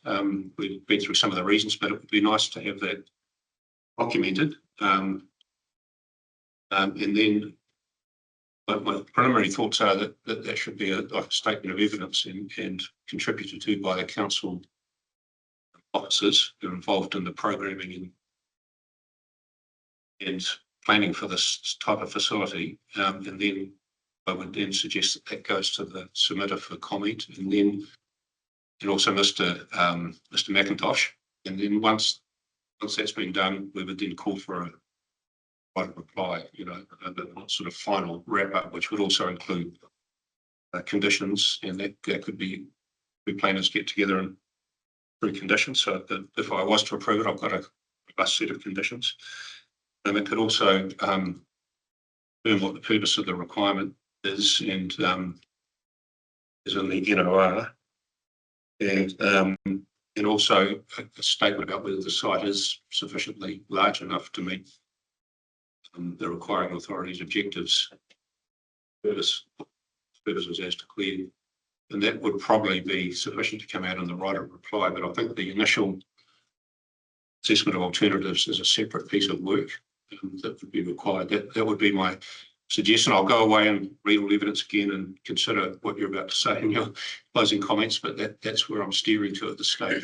That's picking up on Mr. McIntosh's suggestion as well. So would you like some time to respond now, or would you rather deal with it all in a with the alternatives document? I guess I have two conflicting views in my mind about that. Right. One is that we that we get on with it. I can talk to CODC about whether they can prepare, based on all the information they have, and the Three Waters team put that together. But I did want to point out, again, I don't want to labour the point that the RMA was specifically amended so that the requiring authorities don't have to do that where they have an interest in the land sufficient for undertaking the work. Okay. Well, that's fine. Yeah. But in having said that, and I do want to make that point again, I do think it could be, a good idea to, fill in some gaps. And everyone's sort of understanding. I'll think about that again, because that evidence you gave was interesting about the amendments to the Act, and I hadn't fully understood that. So thank you for that. What we'll do is I'll go away and reflect on that before I'll issue an instruction about that. And also, if I do ask for some more work, I'll set out what the parameters of that are. Absolutely. And I don't envisage a big amount of work, a lot of work, but I think it would be, I'll have a look at what the purpose of the designation is. Can you achieve that within this piece of land, and how much work needs to be done, depending on exploring, have you done work on alternatives? So I'll come back on that. We'll get that information, whatever information comes in will be shared with the parties, and then we'll take it to the next stage. Yeah, I mean, essentially, I think those are really practical things to cover off, but it's just, that, the RMA was amended to allow requiring authorities, if they already had an interest in the land, to move on with applying for a designation. Okay. No, that's worth further consideration. Okay. All right. That's all we need to cover at the moment. Okay. Thank you for that. We'll conclude the hearing now. I'll reflect on that and issue an instruction. But thank you for being amenable to at least, exploring that if I ask it. The next stage will be I'll go to the site this afternoon, straight away pretty well, and have a good look around. If there's anything that comes out of that site visit that I need to follow up on, I'll do so by written questions and send those out. But I imagine it should be okay because there's been plenty of information presented. I'll find my way around all right. So that's it. Thank you very much. Thanks everyone for participating.